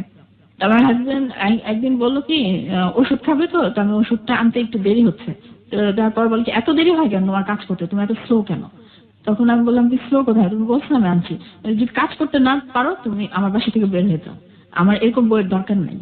কিন্তু ওর প্রতি তখন কিন্তু আমার প্রচন্ড ভালোবাসা, আমি এরকম ভালোবাসা আমার লাইফে আমি কাউকে আর ভালোবাসিনি। তো তারপরে হলো ও চলে গেল, ও ব্যাক করলো বাইরে, ব্যাক করার পরে আমি আমার মার বাসায় চলে গেলাম। আমি ওকে আগে বলছিলাম যে দেখো তুমি যখন না থাকবে আমি বাসায় থাকবো, আমার মার বাসায় থাকবো, ওখান থেকে আমি অফিসে আসা যাওয়া করবো, অফিস করবো। তো ও বলছে ওকে। তার মার বাসায় সেই রাত্রে আমি চলে গেলাম, আমার বাবা মা এয়ারপোর্টে গিয়েছিল ওকে রিসিভ করতে। তো গেলাম, বাসায় ফিরে গেলাম। বাসায় ফিরে যাওয়ার পরে আমি অনেক কাঁদলাম যে আমি এটা এক্সপেক্ট করি নাই আমার লাইফটা এমন হবে। আমার তখন এত কষ্ট হচ্ছিল, মনে হচ্ছিল কি যে আমার ক্যারিয়ার শেষ। আমি সেই মোমেন্টে বুঝতে পারছিলাম যে আমার ক্যারিয়ারটা শেষ হয়ে যাচ্ছে। এটা আমার ইনটিউশন কাজ করছিল যে এরকম একটা ফ্যামিলিতে কোনো সার্ভিস হোল্ডার মেয়ে টিকতে পারবে না, আর আমাকে ইদার জব স্যাক্রিফাইস করতে হবে অথবা আমার বিয়েটা স্যাক্রিফাইস করতে হবে। আপনাকে কি এরকম টাচ দিয়েছিল? হ্যাঁ, আমি বুঝতে পেরেছিলাম। আপনি গেস করেছিলেন? হ্যাঁ, গেস করেছিলাম। What was their attitude basically? তাদের ইচ্ছে ছিল কি আমি পর বুঝতে পারলাম যে মেইন ছিল টাকা, মানি। এখন সেটা হচ্ছে কি যে হয় তোমার বাবা দিবে, আমার বাবা দিবে, অথবা তুমি আর্ন করবা। কিন্তু তোমার যে সংসারে যে ফুল টাইম দেয়ার যে তোমার যে সার্ভিসটা সংসারে, সেটা তোমাকে ফুল টাইম দিতে হবে। দিয়ে তুমি যদি আর্ন করে আনতে পারো দ্যাটস ওকে। কিন্তু তুমি চাকরি করো বলে যে তুমি ঘরের কিছু করতে পারবা না, সেটা মানবে না তারা। আমাকে বলতো আমার শাশুড়ি সকাল ভোর 5টায় উঠবা, উঠে নাস্তা বানাবা, রুটি বানাবা, যেটা করতে হয় সব রেডি করবা, রেডি করে তারপরে তুমি অফিসে যাবা, অফিস থেকে এসে তুমি আবার রাতের ডিনার তৈরি করবা, করে তারপরে বাকিটা সময়, যেহেতু একটা লেকচারারের জব আমাকে তো অনেক স্টাডি করতে হতো অফকোর্স। তো এটা আমি বাসায় এসে এনাফ টাইম আমি পেতাম না। তখন আমি ওকে বলতাম যে দেখো এরকম অনেক সার্ভিস হোল্ডার মেয়ে আছে যারা কাজের মেয়ে একটা কনস্ট্যান্ট একটা কাজের মেয়ে রেখে দেয়, তারা সমস্ত কিছু করে। তো তোমার যদি প্রবলেম হয়, তোমার বাবা মার প্রবলেম হয়, না হলে আমি রাখবো, আমি বেতন দিব তাকে, আমি দিয়ে রাখি, তারপরে আমার জবটা যাতে আমার সার্ভিসটা যাতে কোনোভাবে না হয়, সমস্যা ক্রিয়েট না হয়। তো আমি বাসায় চলে গেলাম, ওখান থেকে অফিসে আসা যাওয়া করতাম। তারপরে শুরু হলো তার ফোনের অত্যাচার। প্রতিটা দিন সে ফোন করতো, এবং এই যে 1 মাস আমি ওর বাসা থেকে আসলাম, আমার কি ফল্ট ছিল, কি হয়েছিল, সেগুলো প্রত্যেকদিন আমাকে ফোন করে আমাকে ঝাড়তো। আমেরিকা থেকে ঝাড়তো। এবং ও ফোন করতো না, আমাকে বলতো ফোন করতে। ওই দেখা গেছে আমি 1 মাসে, এমনও রেকর্ড আছে তখন TNT-তে, আমি 2.5 মাসে 52,000 টাকা বিল দিয়েছিলাম, ফোনের বিল দিয়েছিলাম। তো দেখতাম কি ও ফোন করতেছে দিন নাই রাত নাই বাসায়। আমি জিজ্ঞেস করতাম লুনা কত ভালো মাপের একজন স্টুডেন্ট এবং ছিলেন এবং কত ভালো মানের জব পেয়েছিলেন সেটা যারা অনুষ্ঠানের শুরুতেই আছেন কিংবা লুনার কথা যারা মনোযোগ দিয়ে শুনছেন তারা নিশ্চয়ই তার কথার বাচনভঙ্গি শুনে বুঝতে পারেন। লুনার জীবনের গল্পে আমরা ফিরে যাচ্ছি, আর একবার মনে করিয়ে দিচ্ছি হ্যালো 8920 ফোন নাম্বারটি হচ্ছে 91156689115668। ফোন করতে হবে, সেল নাম্বারটি বলতে হবে এবং তারপর আপনার যা বলার আছে বলবেন, তা সেখানে স্বয়ংক্রিয়ভাবে রেকর্ড হবে এবং প্রত্যেকটি ফোন কলই আমরা মনোযোগ দিয়ে শুনে থাকি। আপনার যেটা বলার আছে সেটা বলার পরে যদি আপনার জীবনের গল্প এখানে জানাতে চান বলুন আমাদেরকে যোগাযোগ করতে, আমরা অবশ্যই আপনার সঙ্গে যোগাযোগ করব। আর ফেসবুকে যারা রয়েছেন এই মুহূর্তে তাদেরকে আরো একবার ধন্যবাদ জানাতে চাই, এবং যদি আপনি ফেসবুক মেম্বার না হয়ে থাকেন হ্যালো 8920 যদি পছন্দ করেন তাহলে অবশ্যই আপনার ফেসবুকের মেম্বারটি হয়ে যাওয়া উচিত। আমাদের ফেসবুকের ঠিকানাটি হচ্ছে facebook.com/HELLO8920, দ্যাট ইজ হ্যালো 8920, অর্থাৎ facebook.com/hello8920। লুনাকে নিয়ে যে রেডিও স্ট্যাটাসটি দেওয়া আছে ওখানে কমেন্টস করলে প্রত্যেকটি কমেন্টসই লুনা খুব মনোযোগ দিয়ে পড়বে, কারণ এই টেস্টের মেম্বার লুনা নিজেও। ওকে, আমরা গল্পের যে জায়গাটিতে ছিলাম সেই জায়গাটা থেকে ফিরতে চাই। এরকম করতে করতে 1 মাস চলে গেল, দেখি ওর কোনো মানে জব করলে বা অর্জবও যদি করে তারপরেও তো মানুষ বের হবে বাসা থেকে, কোথাও যাচ্ছে না, ওই ফোনে আছে না তো নেটে আছে, এরকম করছে আর আমাকে ঝাঁকছে। তুমি ওইটা পারো নাই, ওইটা রাখতে পারো না, ওই দিন তুমি ওইটা ফেলে দিয়েছিলে, ওই প্লেটটা তখন ময়লা ছিল, তুমি আমাকে ধুতে পারো নাই, তুমি কাপড়টা যে আমার শার্টটা যে ধুলা একটু পরিষ্কার হয় নাই, মানে এগুলোই বলছে আমাকে। তখন আমাকে বলছে কি যে এক কাজ করো, তুমি জবটা ছেড়ে দাও। আমি কেন? বলে কি তুমি মাস্টার্স করো, মাস্টার্স করলে তুমি একটু অনেক ভালো জব পাবো। আমি তো দেখো এটা তো টার্মিনাল ডিগ্রি দিয়ে দিয়েছে, আমার তো মাস্টার্সটা খুব একটা ইম্পর্টেন্ট না, আমি জব করছি। তো দেখা গেল পরেও আমাকে বাধ্য করলো এই জবটা ছাড়তে ইউনিভার্সিটির। তো মাস্টার্সে ভর্তি হলাম, জব ছেড়ে দিলাম। তো এর মধ্যে দেখতাম কি যে ইভেন আমি যে আমার ক্লাসমেটের সাথে কথা বলি সেটাও পছন্দ করে না। ধরেন ফোন করছে, তো পাশে হয়তো বা কোনো ছেলেরা কথা বলছে, তো আমি তো কো এডুকেশনে, আমি ঢাকা ইউনিভার্সিটিতে মাস্টার্সে পর একটা মেয়ে, আশেপাশে তো ছেলে থাকবে, এর জন্য আমাকে 1 ঘন্টা ঝাড়তেছে। তুমি নিশ্চয়ই ছেলেদের পাশে গিয়ে বসো, তুমি আমেরিকা থেকে কিভাবে দেখো? আর ছেলে মেয়ে এখানে পাশাপাশি বসার কিছু নেই, এক একজন এক এক চেয়ারে বসতেছে, কিন্তু পাশাপাশি বসার কিছু নেই। অমুক স্যারের কাছে যেতে পারবা না, অমুক স্যারের রুমে যেতে পারবা না, কোনো ছেলের দিকে তাকাতে পারবা না, কারোর ফোন অ্যাটেন্ড করবা না, মানে শুরু হলো তার ওই ইয়েটা। আপনি জবটা ছেড়ে দিলেন, ইউনিভার্সিটি লেকচারের জব, আপনি একটা ভালো প্রাইভেট, আমি তো প্রাইভেট ইউনিভার্সিটি আমি নিজে নামতে জানি, অথবা শ্রোতাদের আপনার বিশেষ প্রয়োজনে আমরা জানাতে পারছি না, আপনি এত সুন্দর একটা ইউনিভার্সিটিতে আপনি লেকচারের জব পেলেন, full time job, and you sacrifice your job. হ্যাঁ, আমি ছেড়ে, এবং সেটাই আমার জীবনের সবচেয়ে মারাত্মক ভুলটা ছিল। প্রথমটা ছিল বিয়ে, তারপরে জব ছাড়াটা সেকেন্ড, এবং থার্ড ভুলটা ছিল, আমি বলতে চাই না, আল্লাহ আমাকে দিয়েছে আমার 2 বাচ্চা। আমার ওই ভুলের দিকে আমরা যাবো, আপনি যেটা বলছিলেন, হ্যাঁ, তার অ্যাটিটিউড গুলা। তারপর এরকম শুরু করলো, মানে বিশ্রী ভাষায়, দেখা যায় কোন একটা কিছু হয়েছে বিশ্রী ভাষা, আর তখন থেকে শুরু হলো আমার বাবা মাকে বকাবকি।